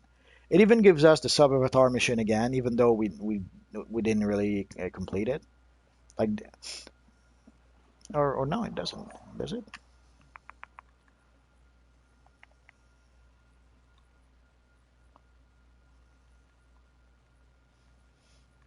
No, no, okay, we already had it. Okay. So essentially, it gives us those missions again, so we can go and do them again, and we'll get three fairly easy marks of victory. And also, we're a bit more powerful than the last time, both in combat rating and also in the fact that we did upgrade our backups. So let's see if we can switch to DPS. Again, as I've mentioned, I usually have my spot where I go to do those missions.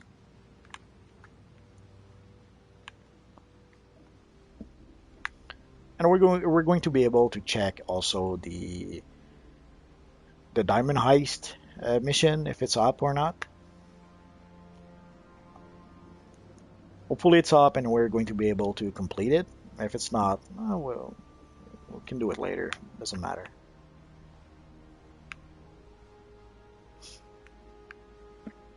And as you can see, we can see the base of our friend Magneto.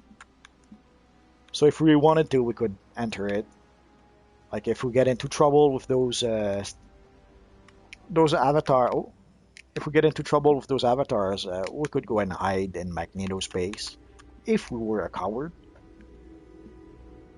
I shouldn't say that because it'll probably happen at some point. So let's go and check. I don't think the diamond heist is. Oh yeah, the diamond heist is up.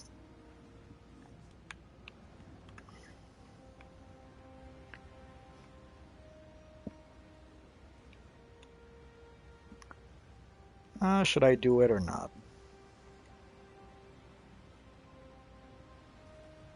I won't make you suffer through that. I'll come back a bit later. But as you saw, that's the whole point of coming over here. Like if I need to have Magneto's base right, nearby if I need to go, I don't know, repair or buy some stuff, or also, or if I need, even if, let's assume the Magneto base wasn't there, there's a police station right over there. So if I need to go repair, buy stuff, there's even a crafting table if I need to, so I could go there. And there's the diamond ice right here if I wanted to do it.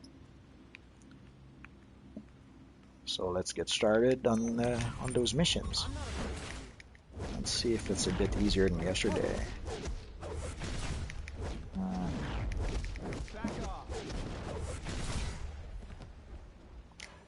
There isn't that big a difference because we didn't raise our combat rating all that much. Targeted the wrong guy.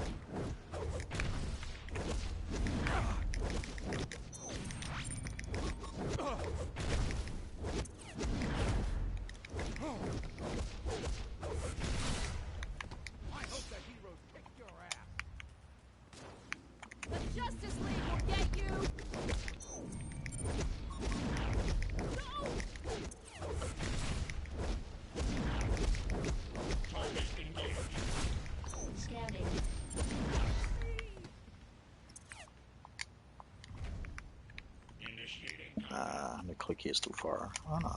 Oh yes. I hope the heroes kick your ass. Calculation completed. Damage detected. Systems damage. Damage sustained. Holy crap, these buggers hit hard.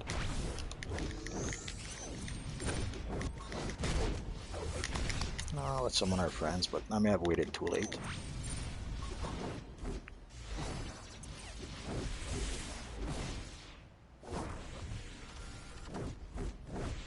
Like right now I'm pretty much stuck in turtle mode if I want to try to survive until I can drink a cola again, but I probably won't be able to. So as you saw, these little buggers, they hit pretty hard, especially if we're not high level enough, I guess, or geared enough, if you wish. So if you attract too many of those little robots, you're pretty much asking for trouble.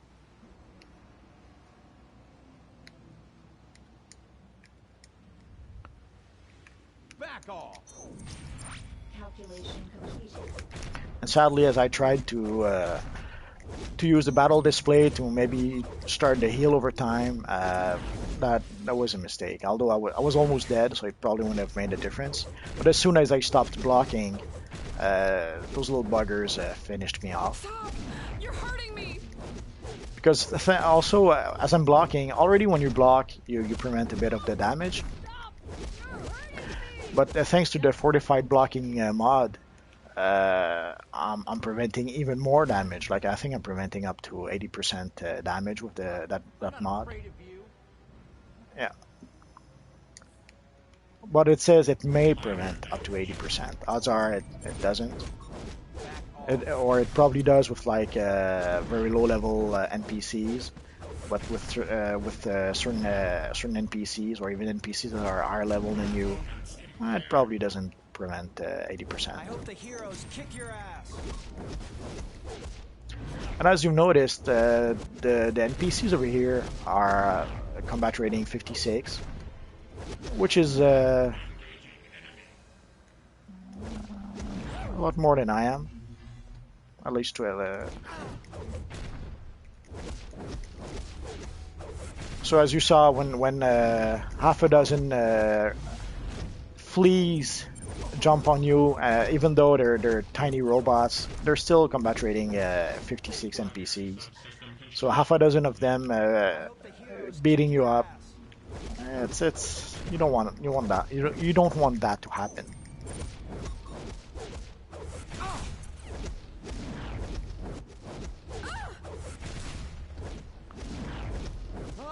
Someone help!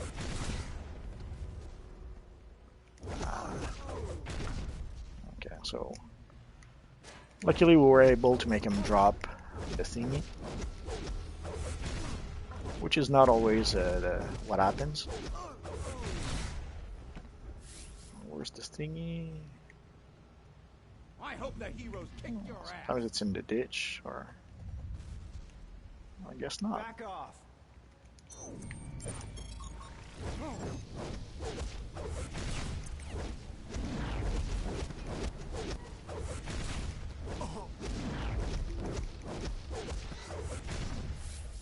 Back off. I don't think I'll get it in time. I hope the heroes kick your ass. Oh, no.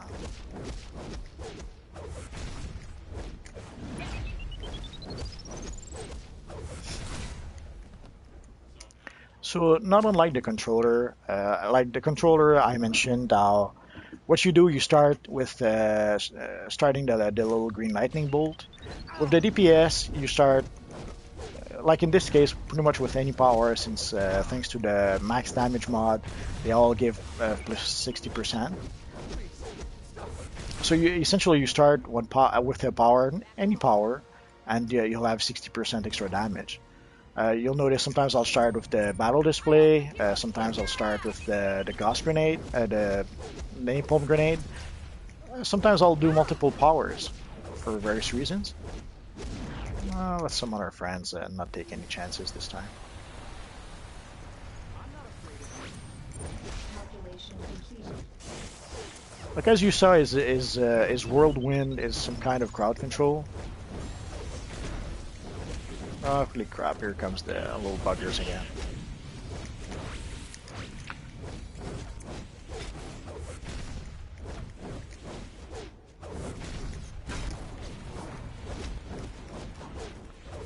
You'll notice I didn't take any chances this time. I used my supercharge twice.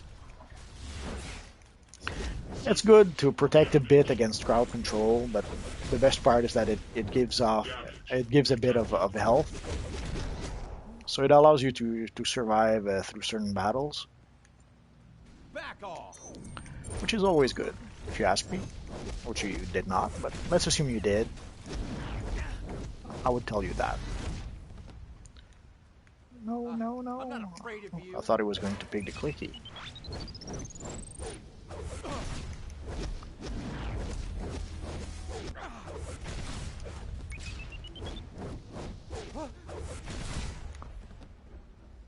Back off.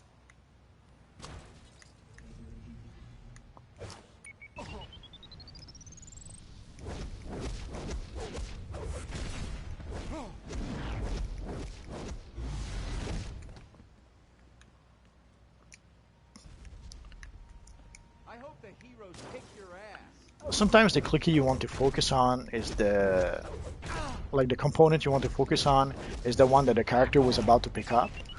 Usually, when you defeat him, the component you'll have to click is the component that the character, the NPC was carrying.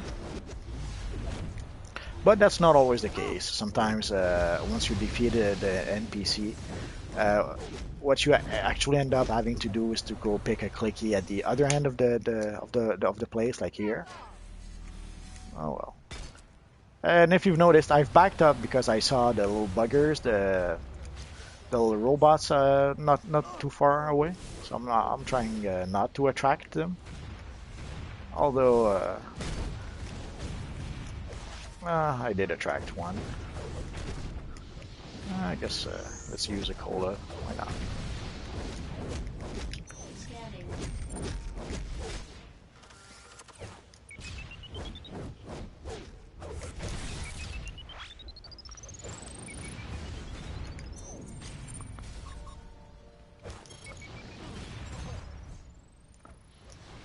Again, I'm trying to attract the winged armor over here because I don't want to go over there where all the little robots are.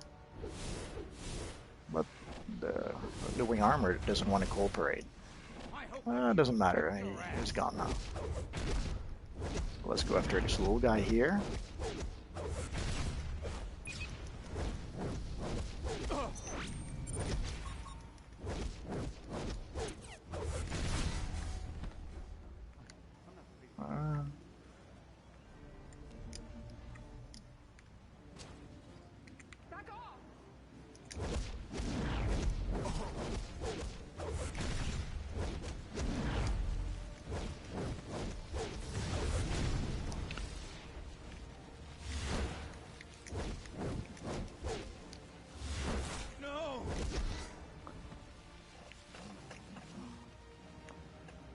Might be a good idea to start defeating some constructor robot. I'm not afraid of you.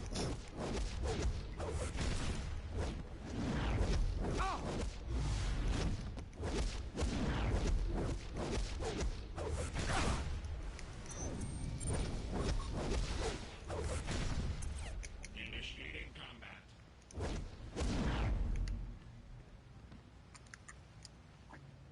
The Justice League will get you.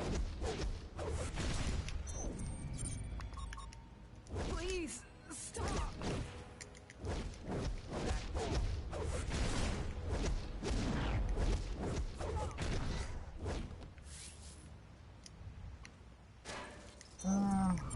There we go. Let's summon our friends, because this little founder will be a bit tough to defeat.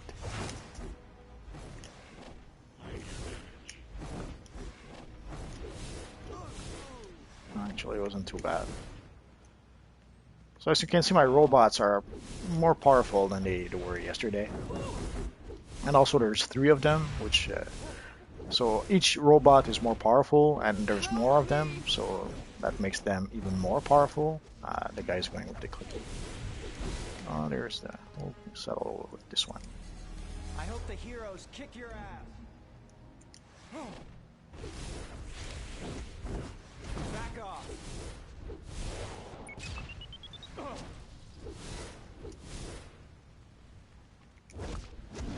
not sure where the clicky is.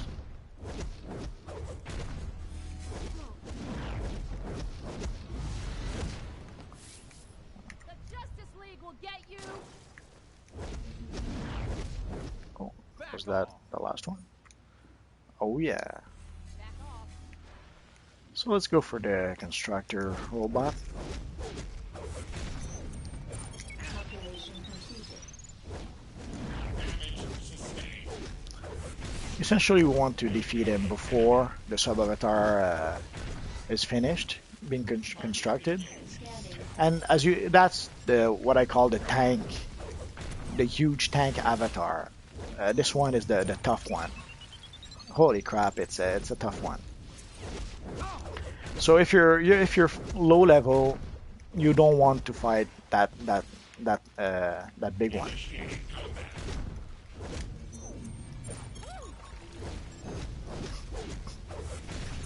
In a future video, I'll try to show you the one you want to start defeating it first when you're really low level, or if you have a very small group. Because ideally, you should be at least 8 people, 6 or 8 people to defeat those avatars.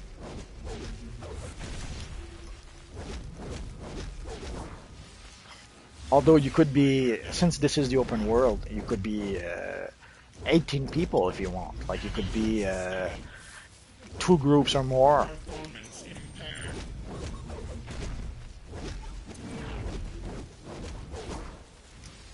Guidance module. Essentially, you could be as many people as you want to defeat the avatar. But as you've noticed, there isn't that many people in the open world, at least not on the PvP side. So getting just getting a group is nothing short of a miracle. Primary subsystem. So getting 2 groups, that not really an option. Calculation completed. Minor damage. Just one more, and there he is. So, as you see, the game doesn't want me to target. Too often, the game tries to target the target that's the farthest away from you, for some reason. I'm not sure why it does that, or why someone thought that was a good idea.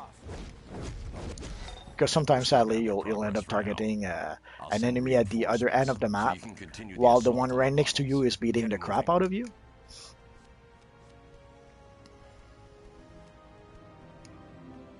Go, an exhibit. As I say, never pass on a free exhibit. I wonder if the Diamond Heist is still going on. Oh yeah, it's still going on. And as you can see, no one is coming. Pretty much no one is doing the diamond heist anymore, which is understandable. They essentially made changes to the way you can get rewards from the diamond heist, which pretty much makes it pointless if you have all the feats already. So in the past, there was always groups of people at the diamond heist and at the ring war. But nowadays, that sadly that's no longer the case. I think I'll move away a bit. I see the tiny robots not too far. A little too close for my taste. So we got 4. We need 6 more. Holy crap! So let's try to just attract one of them. And hopefully, he will not bring his friends. Ah.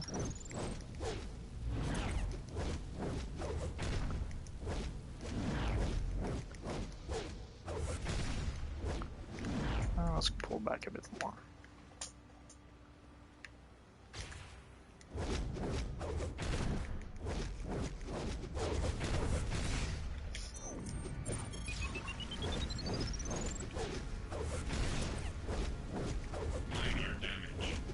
As you see, sometimes I'll start with the battle display and then I'll cast the power. Sometimes I won't bother with the battle display. I usually end up just playing it by ear, doing whatever feels comfortable. Oh, let's summon our friends, because we're going to die soon if we don't. I have to use a cola.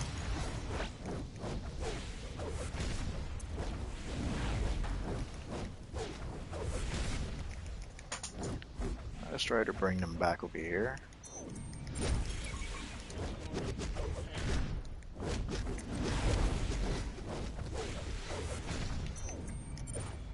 As you see, we're doing fairly well against combat rating 56 enemies, even though we're like a bit more than 20 combat ratings below them.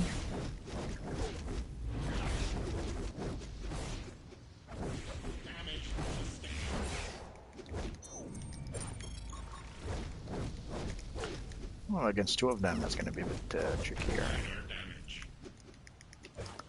Ah, crap. When there's a 3rd one, now we're in trouble. Supercharge time, I suppose.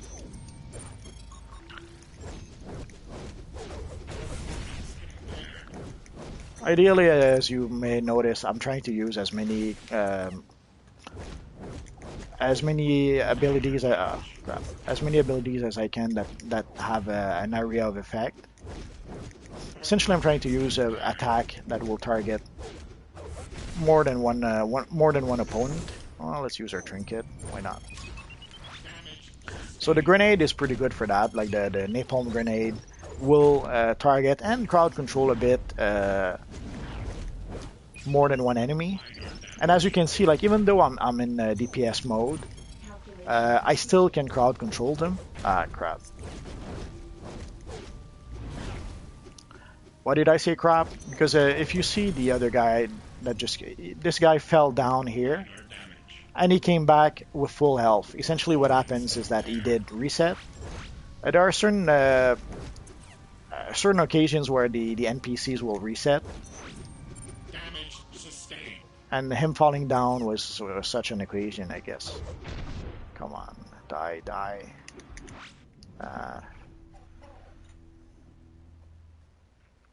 Oh well. I'm not sure if we're done yet. Why am I not sure? Because essentially the quest tracker is gone, which technically should tell us that we're done. But sadly, sometimes the quest tracker gets undone by itself, and that's exactly what happened. So for some reason, the quest tracker disappeared. I'm not sure why it does that, but it does that. So once you know it, you know to expect it not to work properly. these are the kind of things that people were, and also as you can see, it took a while for anything to spawn here. I'm not sure why. In essentially South Gotham, enemies will take a while to spawn.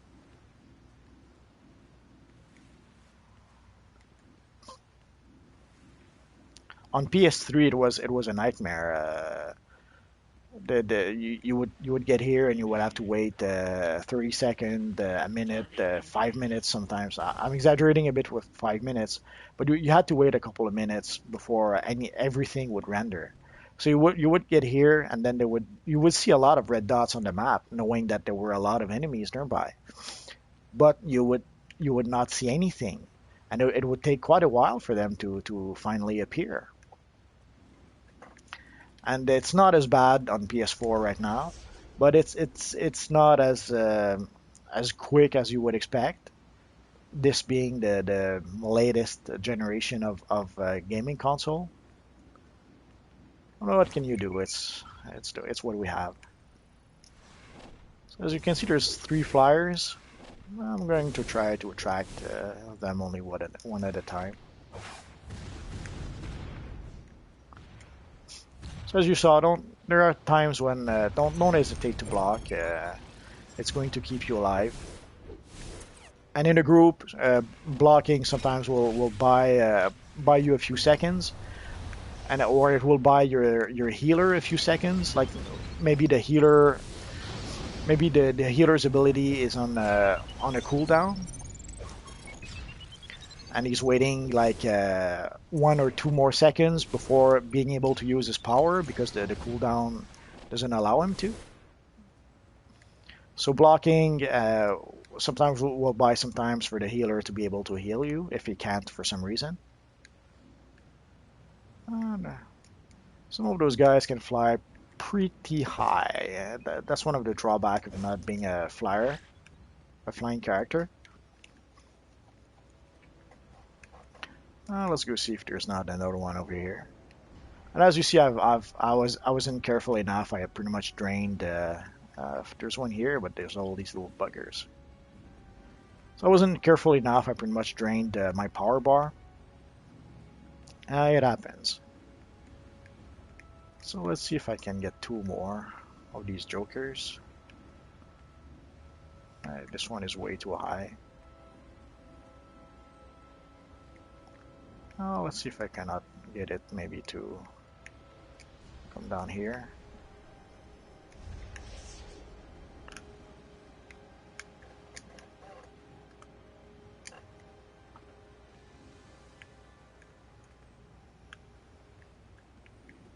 Oh, never mind.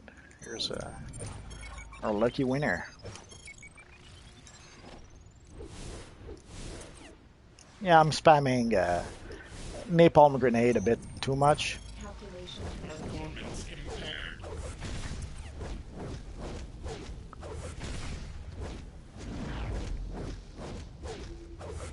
Oh, well, here's our last one.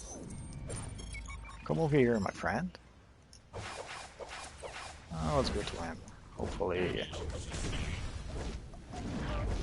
I'm usually hesitant a bit to go too deep because you never know when a truckload of little buggers will decide to spawn on you. Damage sustained. So sometimes you're fighting an enemy that seems to be on his own, and then halfway through the fight, you'll see half a dozen other NPCs spawn, and you'll end up fighting half a dozen or more NPCs. Happens. So let's go complete our missions in our journal, so that essentially tomorrow we're now that we've completed those 3 missions, tomorrow we're going to be able to take those missions again and again and again. So technically every day we should be able to do at least 3 of those 4 missions, which is 3 fairly easy marks of victory at this point. Yes, it's a fairly tough fight because, as you saw, the NPCs are like 20 combat ratings above you. But with a bit of skill and tricks, it can be done. So I'm going to do the diamond heist to end this video. So if somehow you don't feel like watching me carry bags of cash, I would understand if you guys tune out. So just give me a second and I'll be right back.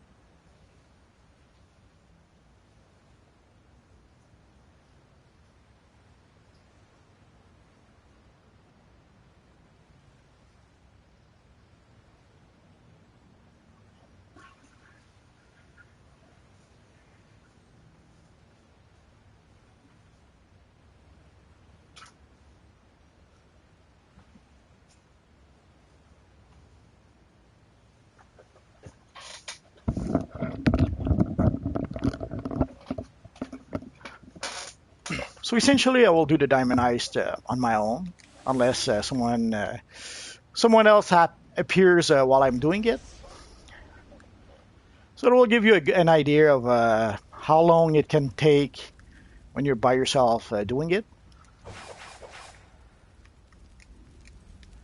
So as you see, there's these trucks that are over there. So let's you attack the truck explode, some cash come out, and you grab the cash,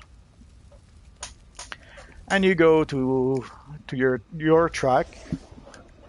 So there's the hero truck over here. So you bring the cash over here if you're a hero. And over there, there's the villain truck. So the villains will bring the cash over here, like their getaway truck or something. And you have to do that 25 times.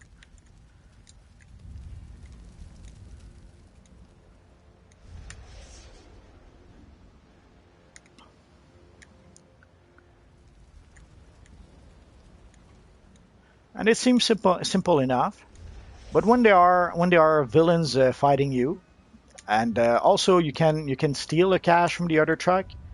So when there are villains fighting you and stealing your cash, sometimes you'll have to start over. Like sometimes you'll be gone away from the truck, and then you'll see the like essentially you see the counter. Like I have 3 of 25. So sometimes you'll reach like 20 of 25, 21 of 25, and then you'll see your counter starting to go down. And obviously that it happens when a villain is essentially stealing your cash. So sometimes you'll see your counter go down, and you'll have to start again and keep on getting more. So in certain instances, when you're fighting villains and when villains are stealing your cash, it could mean 30 needing 30 bags of cash or of diamonds. I should say it's actually bags of diamonds. So you might need 30, 40, 50 bags in order to be able to win because the evil villains are stealing your diamonds. Although it says diamonds, but you can see like the nice cash sign on the bags. So come on, these are bags of cash. The game is lying to us. It's telling us it's diamond when it's actually only money. I thought there was another one here. Oh well. So essentially, there's a limited amount of bags that you will get from a single truck. So once you pretty much milked all the bags that the truck had, the truck explodes and is no more. But there's always more trucks spawning, so you'll never run out of trucks. Sometimes you may have to wait a bit for a truck to spawn. It happens once in a while if people destroy the trucks too quickly and run out of bags, then you have to wait for more trucks to spawn. It's usually not a big deal. Just needing more time to do something that already requires a bit of time to do in the first place. And there are various tricks, like people will throw the cash towards the truck's direction in order to try to take a bit less time. I usually don't worry about that all that much. I grab one bag and one bag and one bag, and I see that almost as a relaxing exercise or like a therapeutic exercise or something. So I'll just grab one bag and I'll relax and bring it over there.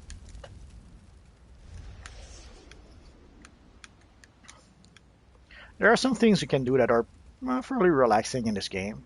One of the things I like to do is flying around. Sometimes I'll load a character, and I want. Sometimes I won't feel like doing missions. I won't feel like gathering exhibits, gathering collections. Nothing of the sort. I'll load a character, and I'll fly around in Gotham or Metropolis, and I'll just enjoy flying around. That it's Sometimes it can be that fun.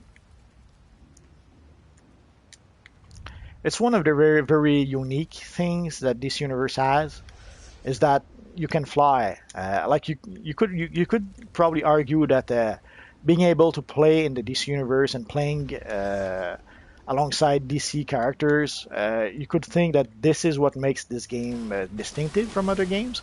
But there are other games where you can play DC characters, like the Arkham games. You can play Batman.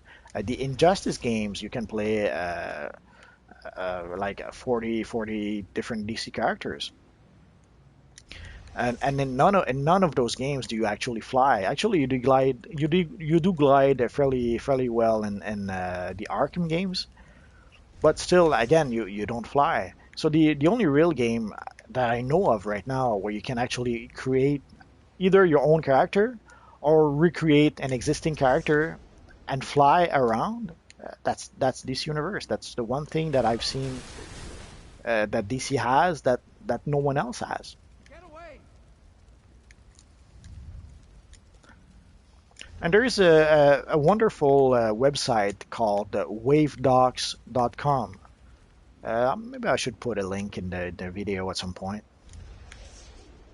It's a wonderful site that allows you to look at people's characters, and sometimes you'll see some really wonderful ideas. Some people will be able to create some really wonderful characters.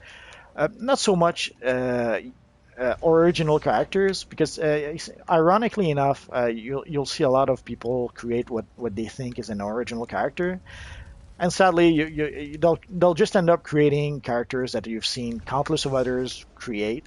Essentially, when people try to create original characters, they end up with pretty generic looking characters, and sadly, you see those same generic characters all over the place. So often, what should be what should be original, what is seen as an original character, is actually not original. It's the same character that a lot of other people have created. So I don't mean that people shouldn't create new characters, but it's funny sometimes how some of the characters that people create are not as original as people think. And it's one of the things also that makes me like to create essentially what is known as clones or iconic characters, depending on how you want to call them. I enjoy playing a Magneto character. I enjoy playing a Wolverine character. I enjoy playing a Batman character. So I'll have fun recreating those characters. And on WaveDocs, you can see a lot of those. And some people, the character creation and the character customization is somewhat limited in this universe online, and still people do a good job creating characters. And one thing I never realized until I played DC Universe Online was how popular Deadpool was. Holy crap! I've seen so many Deadpools in this universe. That's probably the character I've seen people recreate the most. And that's in a game where a lot of people created Batman characters and a lot of people created Superman characters. But holy crap, the Deadpool is the one is the one I've seen the most, which is saying a lot, because there's a lot of Batman, there's a lot of Hulk, there's a lot of Iron Man, there's a lot of Superman, but there's even more Deadpool than any of those other characters.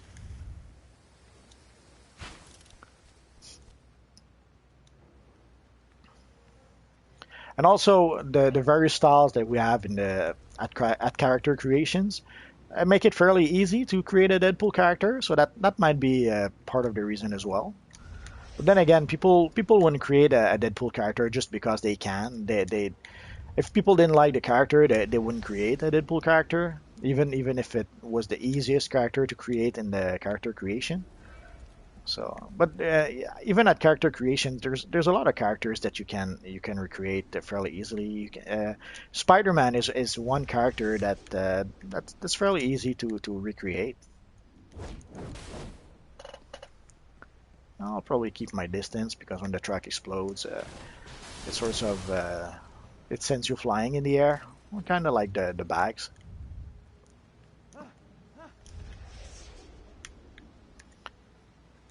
So on wavedocs.com, you will see a lot of characters that people have created, and it is in some cases it is impressive the characters people come up with. Sometimes they'll come up with those characters just with the selection you have at character creation. Sometimes they'll have to go farm for styles to get specific style pieces in the game in order to be able to create their characters. But a lot of people do a really good job at that. And sometimes you'll start with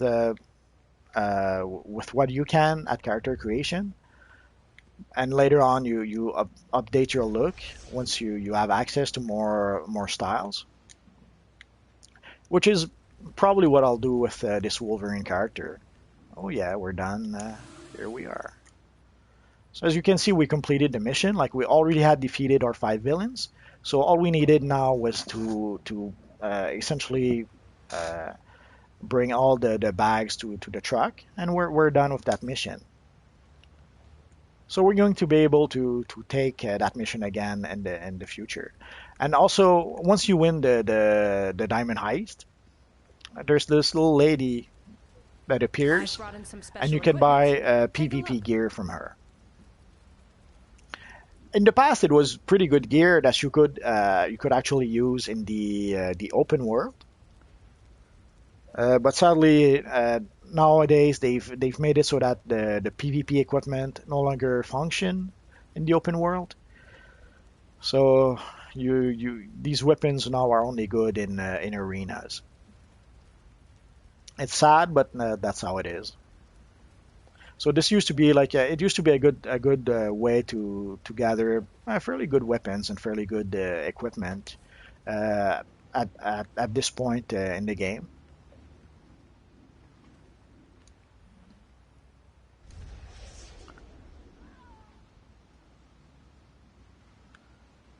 Should I go back here? Oh yeah, the wanted.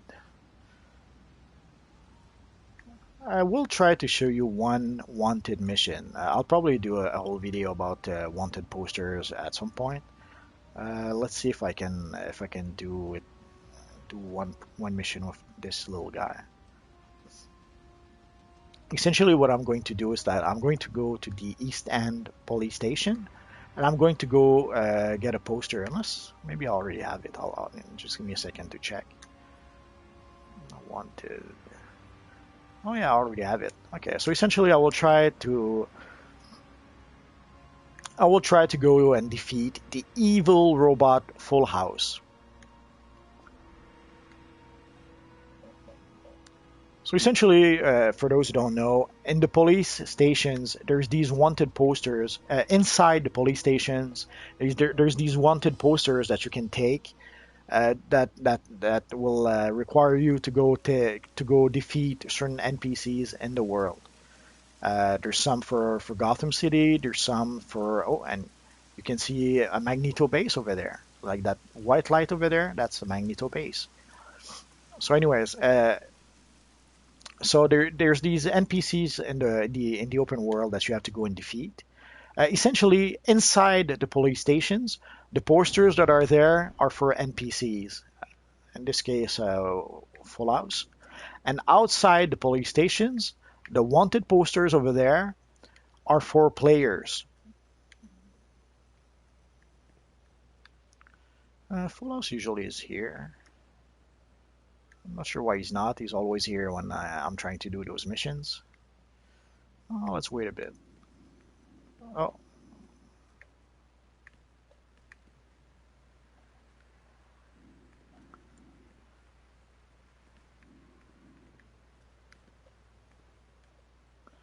and as you can see, I'm floating in the air, which is a bit strange.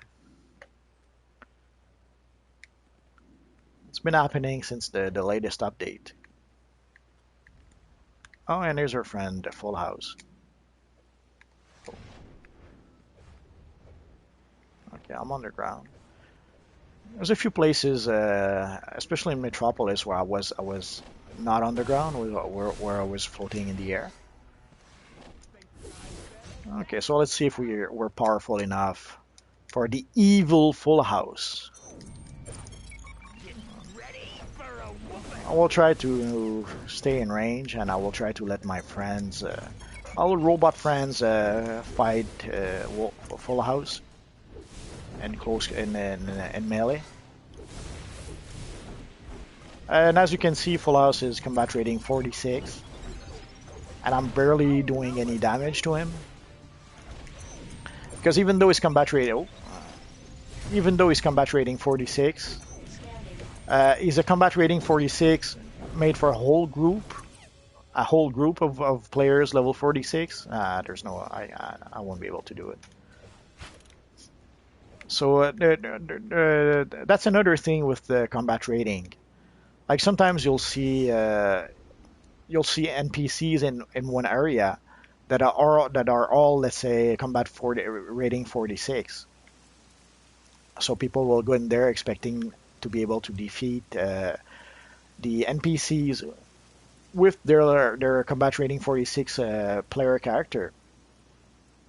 But the thing is that there's a distinction, like the mobs or the ads that are level 46, they won't be as tough as, let's say, the bosses, the mini bosses that are level 46.